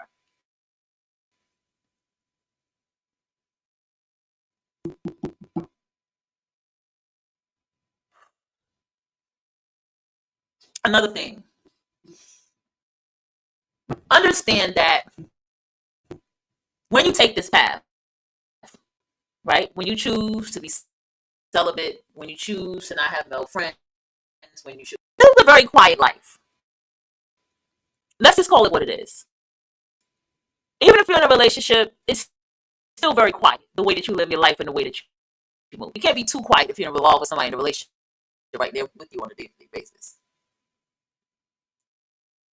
Because I promise you, as you grow, you will reward yourself for the choices you have made. And I want you to understand that when you get involved in a relationship with people, use them as a case study. Analyze them. Listen. How do they live their life? Who are the leeches? A lot of people have leeches in their lives and they do not know it.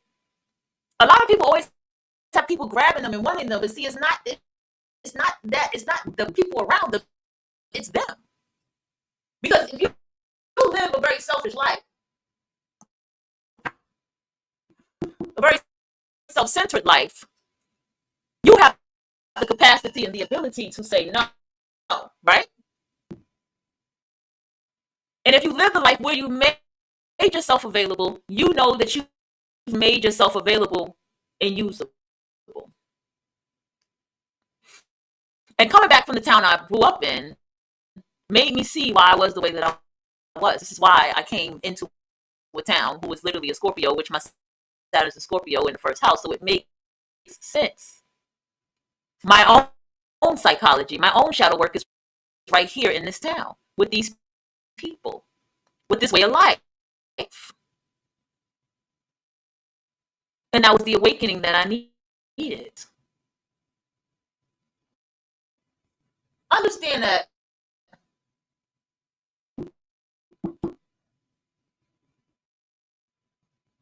I'm not saying you can't meet people as yourself. You can meet plenty of people as yourself. You just need to understand you may not be in an actual relationship with them.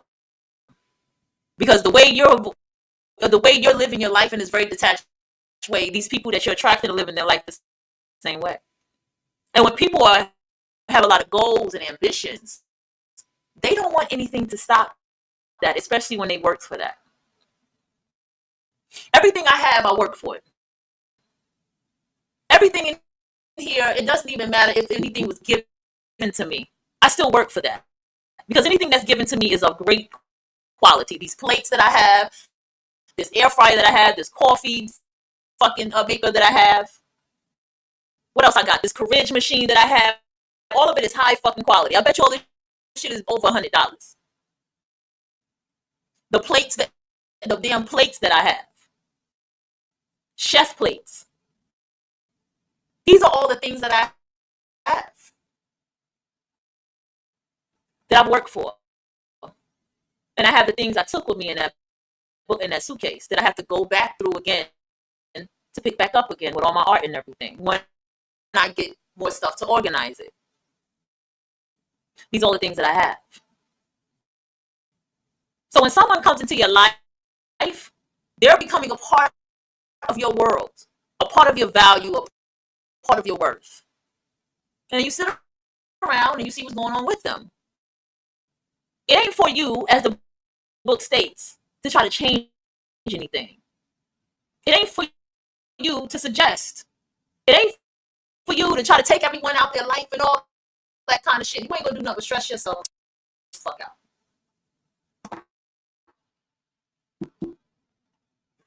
You have what you have with that person, and you focus on what you have with that person, and everybody else doesn't matter. My frustration came from the fact of I'm just different. I just think different. I move different. I build my nest. You understand? I make sure that I have things solid and grounded in my life. I get rid of things, places, people who don't serve me. Okay? Who are full of shit and who ain't nothing but shit and who ain't shit. I get rid of them. I move different. I move accordingly. And this is how I do life. I could sat here, journal, read all these books, talk to you about it.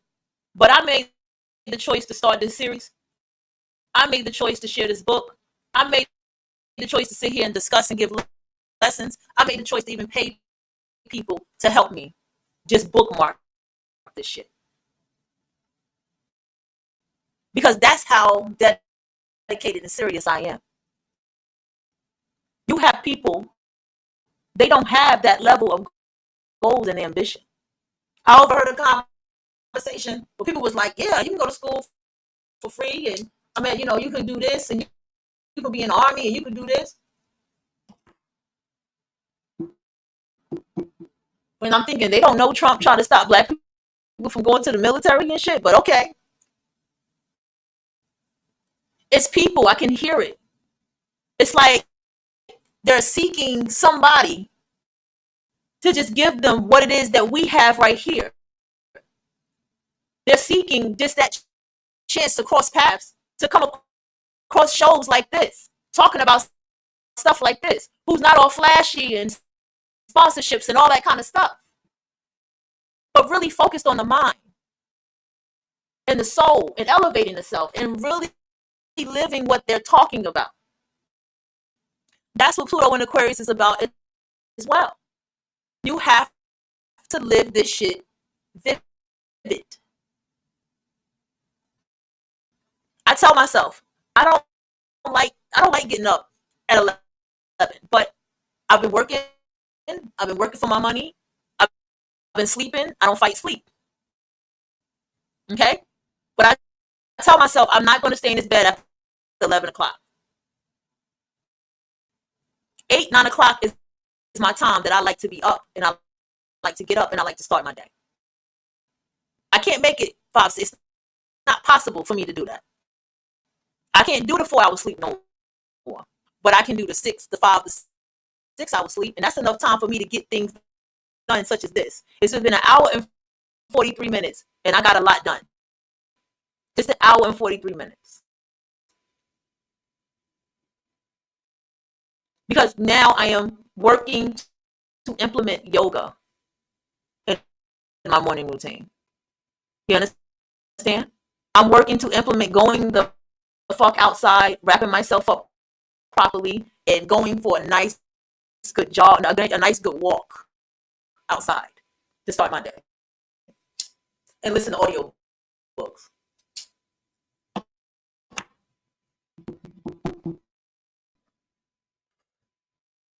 I'm not in a space to care about what no longer serves me. It is okay to care about somebody, though. It is. It's okay. What are you with them for? You care about them. That's why you're with them, right? It's okay to feel that way. It's okay to be like, damn, I just need this one thing to lead their life, and they'll have so much. But sometimes people have to see it for themselves. That's not for you to do. You're not responsible for that. And that was my problem. There are people. Let me tell you something. Let me speak to you directly. Let me tell you something. You're going to job interviews and you're not getting that job. For some reason, you just not paying your rent. And you just like, whoa, I'm not like this. You're doing stupid shit that you don't do before. You better look around.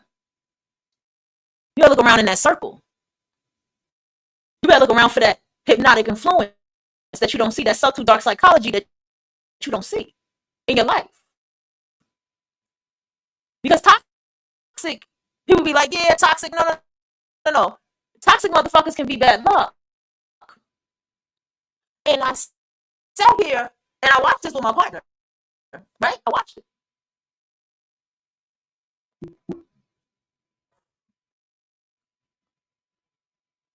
I watch how things are just not happening for her. And I notice how the people around her are at fault of that. Do you understand me? Somebody asked her to go pick somebody up. She got a fucking ticket. Somebody lose their house. They got to move. They in a dire situation. She didn't get that job. I know what I bring in people's life. Okay? I do. I know this is why I don't have people around me, because people can take my energy of my blessings and who I am and manifest the life. That's what the ex did. She utilized what my energy was and manifest what she got going on today. Not saying she already didn't have it, but she manifested it more with my energy. Do you understand what I'm saying? And that is the part of why I don't let people close to me like that. When you are around me and you want to get some shit, you're going to get it. I'm the best cheerleader in your life. But I knew, even energetically, I put it out there that she would get it, but I knew it wasn't happening because of what was going on around her. Now she's involved in some shit that is very, very dark psychological shit. It is deceit. It is someone flattering and love bombing so that their shit does not get exposed, but they're about to hit 40, so they can't run away from it, so it doesn't matter. She's an Aries, so Saturn's going to hit Aries, so whatever's going to happen is going to happen, and all I can do is just be there. You have to look at things that way too. You have to sit back and be like, okay. But you have to navigate the way you need to navigate for yourself. You need to protect yourself. You're not going to be liked. Let me repeat that to you. Put that down. You're not going to be liked, okay?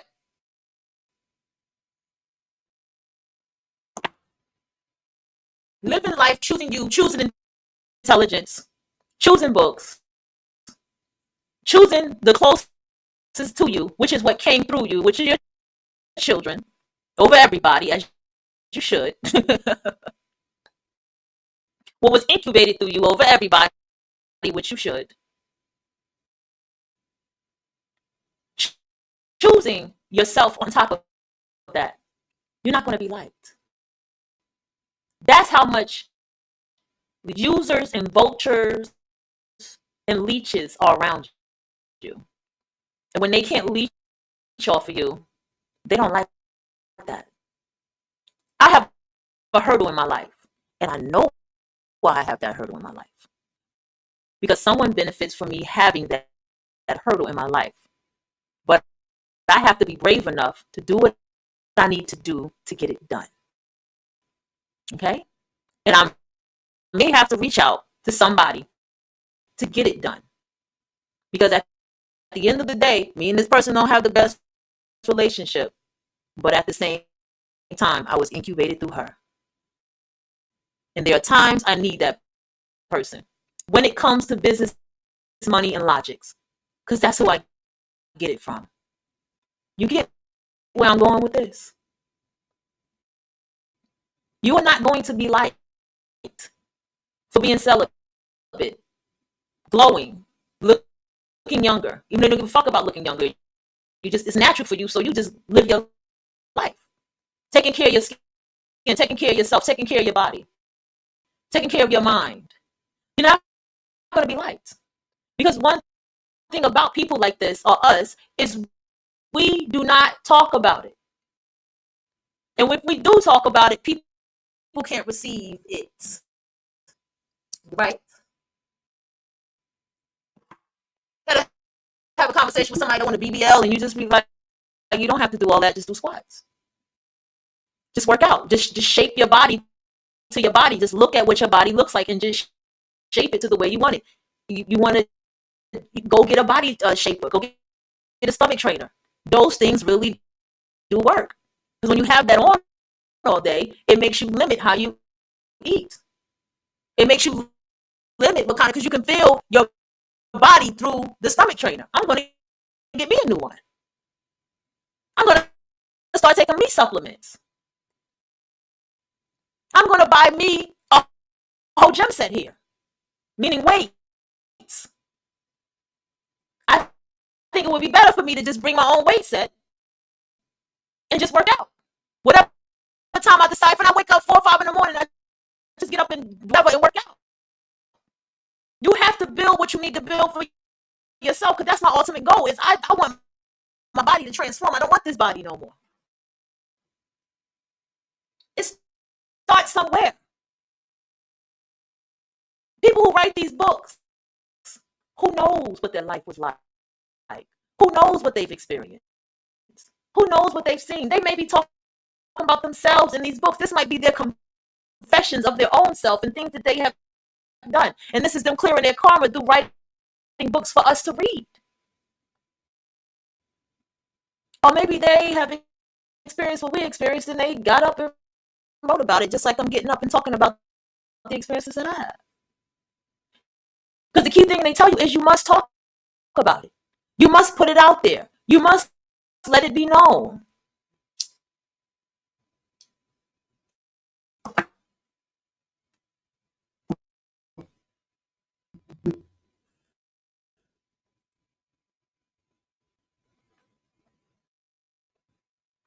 People be jealous of stupid shit. People be envious of dumb shit. You have to be mindful of that.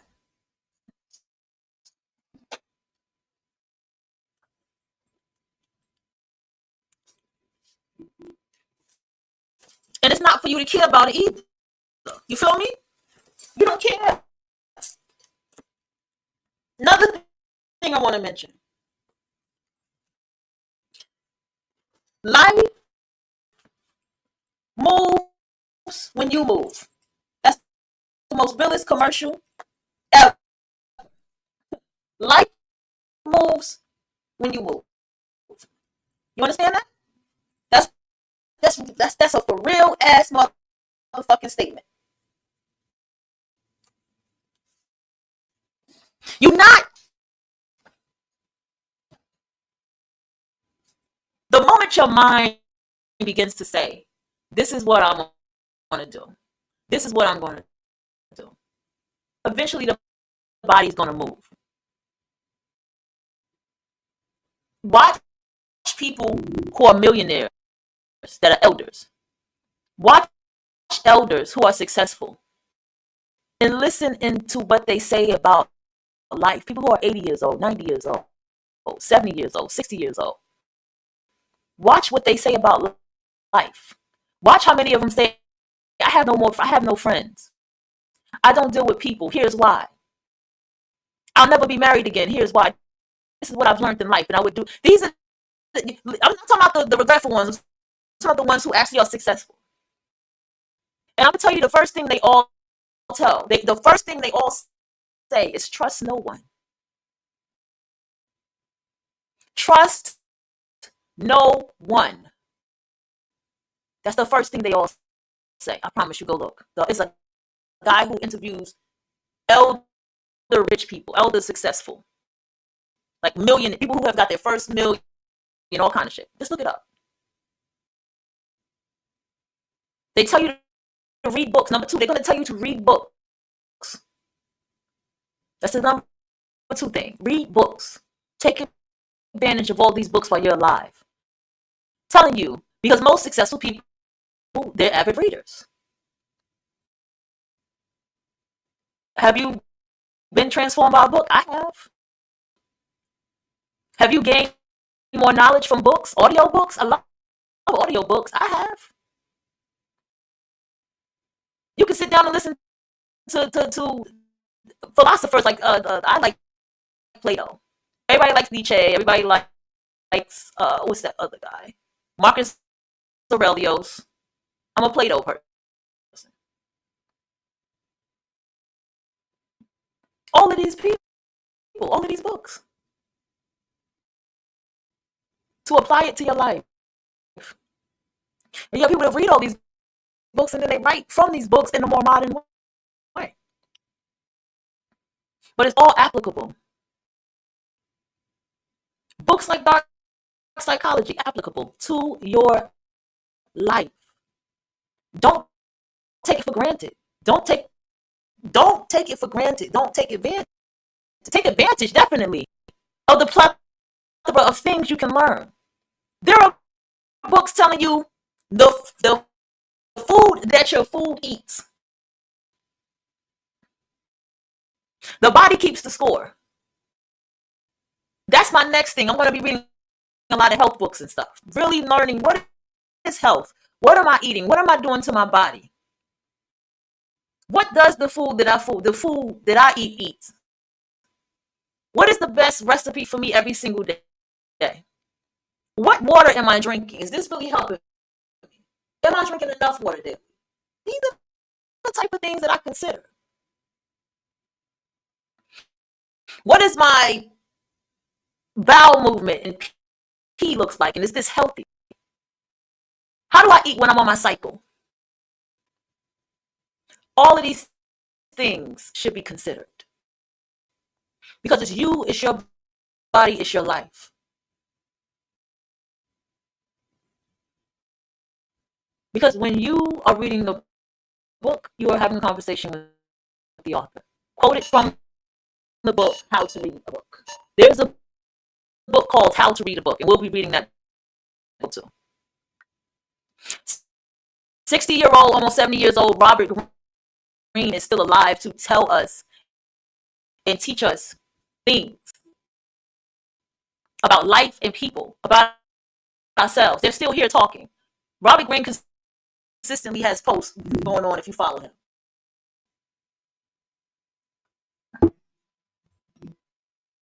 If you follow the laws of human nature, the story about the Spartans and the Athens is exactly what we're going through right now.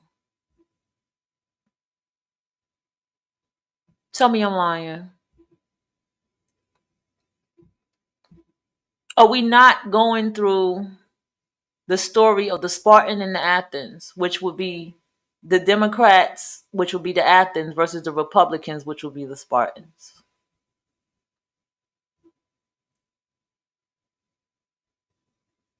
Showing how much history continues and always repeats itself. Let me get into something else a little bit further. You know, we like Friends and we like to kick the shits. I like to kick the shit. Okay? I love to kick the shit. I love to laugh with people who I like to laugh with and all kind of shit, right? And I would say that the thing about that is you still have to be careful. You understand what I'm saying? You still have to be vigilant of that in people. Because just little innocent banter is, as we learned in the book, people will make you laugh and then ask you a serious question after they make you laugh, right? But I have come with my age, because I know at that time in my life, I was in a space of depression, and that person knew that. So they pretty much helped me get through whatever it is that I was getting through. Okay. By making me laugh a lot. Okay. And after a while of living, I want you to understand that you want people in your life who serve and fulfill whatever it is that you're aiming for in life, whatever it is that you're accomplishing or trying to accomplish in life. But you yourself have to be living what it is that you are walking and talking. Because if you're not fully enmeshed, living what you're walking and talking, you're going to get people that reflect bullshit. So if you're full of shit, they're going to be full of shit. So you can't get mad at them for being full of shit. So you have to check your own full of shitness. You get what I'm saying here? Another thing to note, okay? Woo-wee. Long-term friendships.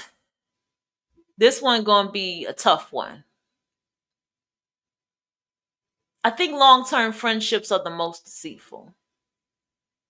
I would suggest writing down a timeline. When you met them, how you met them, what was the life like with this person or these people? Why do you still keep them around? What is the shit in their life that you absolutely despise? What has changed about them that you like, that you don't like? But you also have to be honest with yourself of why is it that you still have some fulfilling dealing with this person. But you have to be honest with yourself.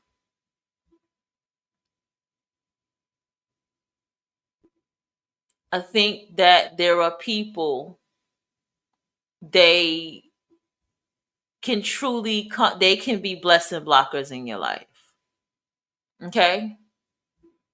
They can be the ones that everything seems so innocent with them, but it's really not so innocent. Okay? Everything seems so fine with them, but it's not fine with them. Do you understand what I'm saying?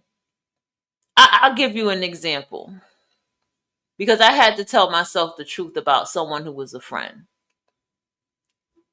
And I learned this from my current partner, being in this very close, in my face every day type relationship. You know, having to self-reflect and face myself has taught me this, and I'm gonna tell you what it is. What I have learned from this one bestie that I once had since high school, she said something that rubbed me all kind of wrong. Okay? Like, she said one thing that rubbed me wrong. And in our last conversation, I was trying to hang out with her, whatever, and it's like she kind of was blowing me off. But she speaks a very blunt way, but it was just something about it. And it was like, how did we go from always being on the phone talking while I was in the city to now that I'm here, that it's like you reared your ugly head at me and I didn't even do anything to you. But I did do something. And I'm going to tell you what I did. I'm going to tell you what I realized that I did, that I didn't realize that I did. The one thing is, this is how survival guilt begins to come in. You get older, you live your life free, and you walk away from things, right? When you do that, that's defined to be a survivor. When you transform your life, whatever way that you transform your life, you have survived you have accomplished through something. Though nobody saw how many miles you had to walk, the tears, the heartaches, the heartbreak to get there, they see that you're already there. And I'm saying all this to tell you that she did not have a successful relationship. They all fell apart. She has a very deep mother wound. That's another pattern that I've seen in my life. I always attract women who either lost their mother or don't have a mother, or they were raised by a grandmother or something like that, right? She also still stayed in this town. She left this town to live her life, to come back to this town. And here she is back in this town. But I lived life. I had a million different hairstyles. I've been around certain different kind of people. I've taken pictures. I've lived life. I had heartache, but but I still live life. So when I was sitting there alone in that apartment, through all that pain, through all that heartache, mental illness, you name it, and sitting there with her in a chair, because I didn't bring nothing with me but 2 suitcases, a chair that was given to me from my parents. She makes a comment of indicating how people can rob and break into people's houses. This place is the most peaceful place that I could ever live in. And that rubbed me all kind of way. Something about it just rubbed me all kind. And I still stuck around. I still was like, hey, let's hang out. And it just rubbed me all kind of ways. Because what happened was she was in the face of freedom and survival. And because she was in the face of freedom and survival, that is when the hate and the resentment happened towards me. And then on top of that, I'm not with males on top of that. You feel me? That's freedom. All of that. You are living your life the way you want to, and you don't care what nobody thinks, what nobody has to say. You're living it to the beat of your own drum. And I just can't do that. You still look youthful. Oh, damn, it's 15. And I just can't do that. You still look youthful. It was my partner that saw a high school picture of me that my daughter sent me. And she laughed and she said, you still look the same. I said, what? She said, no, you haven't aged. You still look the same. I said, no, I don't. She said, no, you do. And that was another thing too. Age. And that's what that person was standing in front of, sitting in front of. You can't try to fix a relationship like that. They lived and made their fucking choices, just like you did. And at that point in your life, that's when you realize that it's time to go the other way. It's over. I can't hold on to what happened. We got along so well, but I wasn't here with her physically. I was on the phone with her. Once it hung up, that was it. She only visited one time. And even that was some bullshit. We're not getting to that. And another time, I would come down here to her and visit. So sometimes the relationship you think you have with somebody is not the relationship that it really is either. You can't this is where people, and see, this is where you find the answer to why people end up just giving up. You see?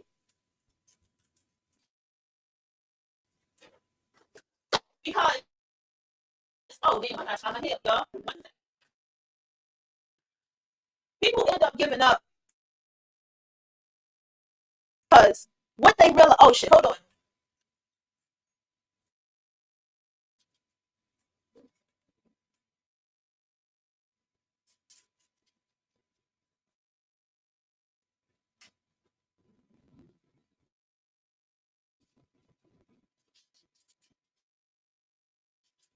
They give up because what they have come to see is not all right to be me in this space. It's not all right to be me around these people. And so they don't know how to walk away and dance to the beat of their own drum. I had a woman that told me, when I came from, I always wanted to look like that, the gothic look and stuff like that, and I couldn't do that because of the people I was around and where I was at, because they have to survive. They have to survive.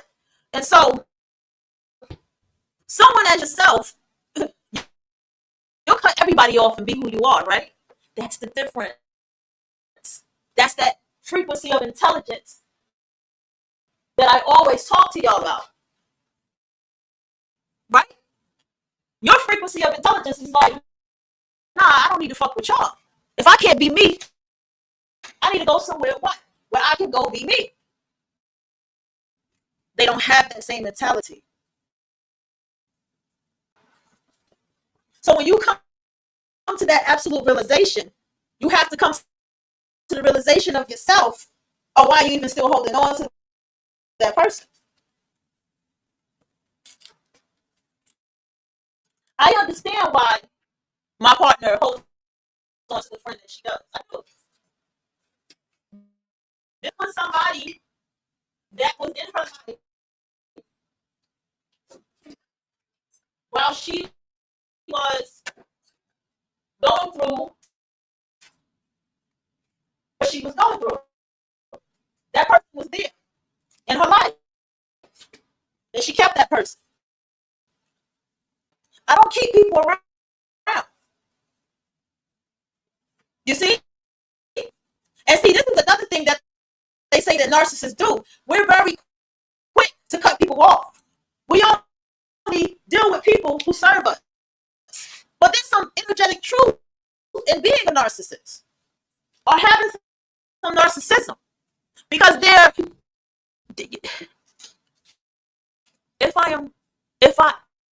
all I have is me. And when I die, I'm going to die alone. You understand? And what I'm going to die with is what I've accomplished and what I have not accomplished. So therefore, those who are around me, that's going to hinder what it is that I'm aiming for, they got to go. Point blank, period. And there's nothing wrong with that. And I'm here to tell you, there's nothing wrong with being that way. There's nothing wrong with thinking that way. But with relationships, for people who have this mindset, either you're going to walk away from it, you're going to stay because of whatever it reflects for you, or whatever you get out of it, or whatever it may be a relationship that you need or whatever. But you have to understand this one very thing that I'm telling you about yourself. No one is going to like you.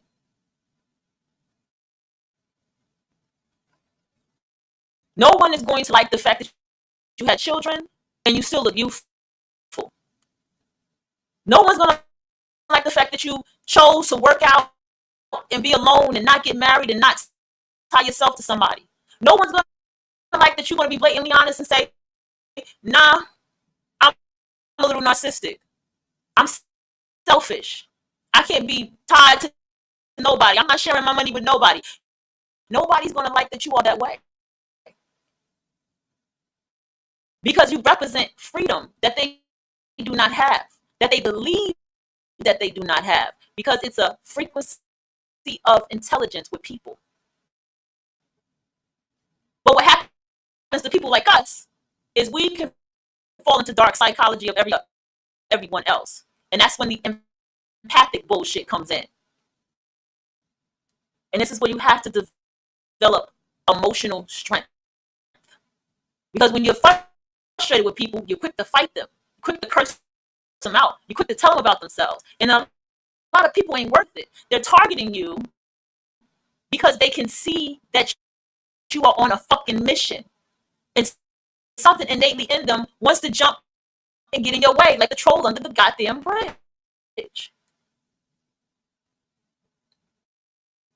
And you got to understand that. And then when you date somebody and you are this kind of person, the people that are around them ain't going like you.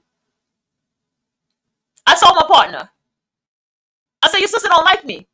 She said, well, we've been together for almost a year. I said, no. Somebody told her something about me. She don't like me. Then she went on about how long we've been together and how she never met me. I was like, no, that's not it.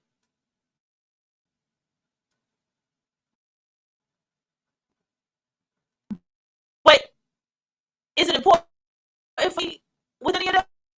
It's not. I care about her. But if like I told her, if you want me to meet him, I'll meet him. It ain't a big deal. But I'm not somebody that's gonna take somebody bullshit. I'm not gonna keep my mouth closed. You say something crazy to me, I'm gonna say something crazy back to you. And also the way we talk, the way we speak in such an intellectual way, the way our mind works, people can be intimidated by that. But you're not here to care about that. I'm being for real. I have more videos about the attack on intelligent people. I had saved that shit like yesterday. You're not here to give a shit about them, all right? So I hope that resonated with you. I gotta get ready to bounce.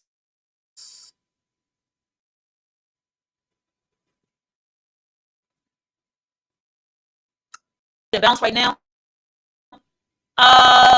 Midnight. We should have a show midnight. All right, y'all. We're gonna continue this later.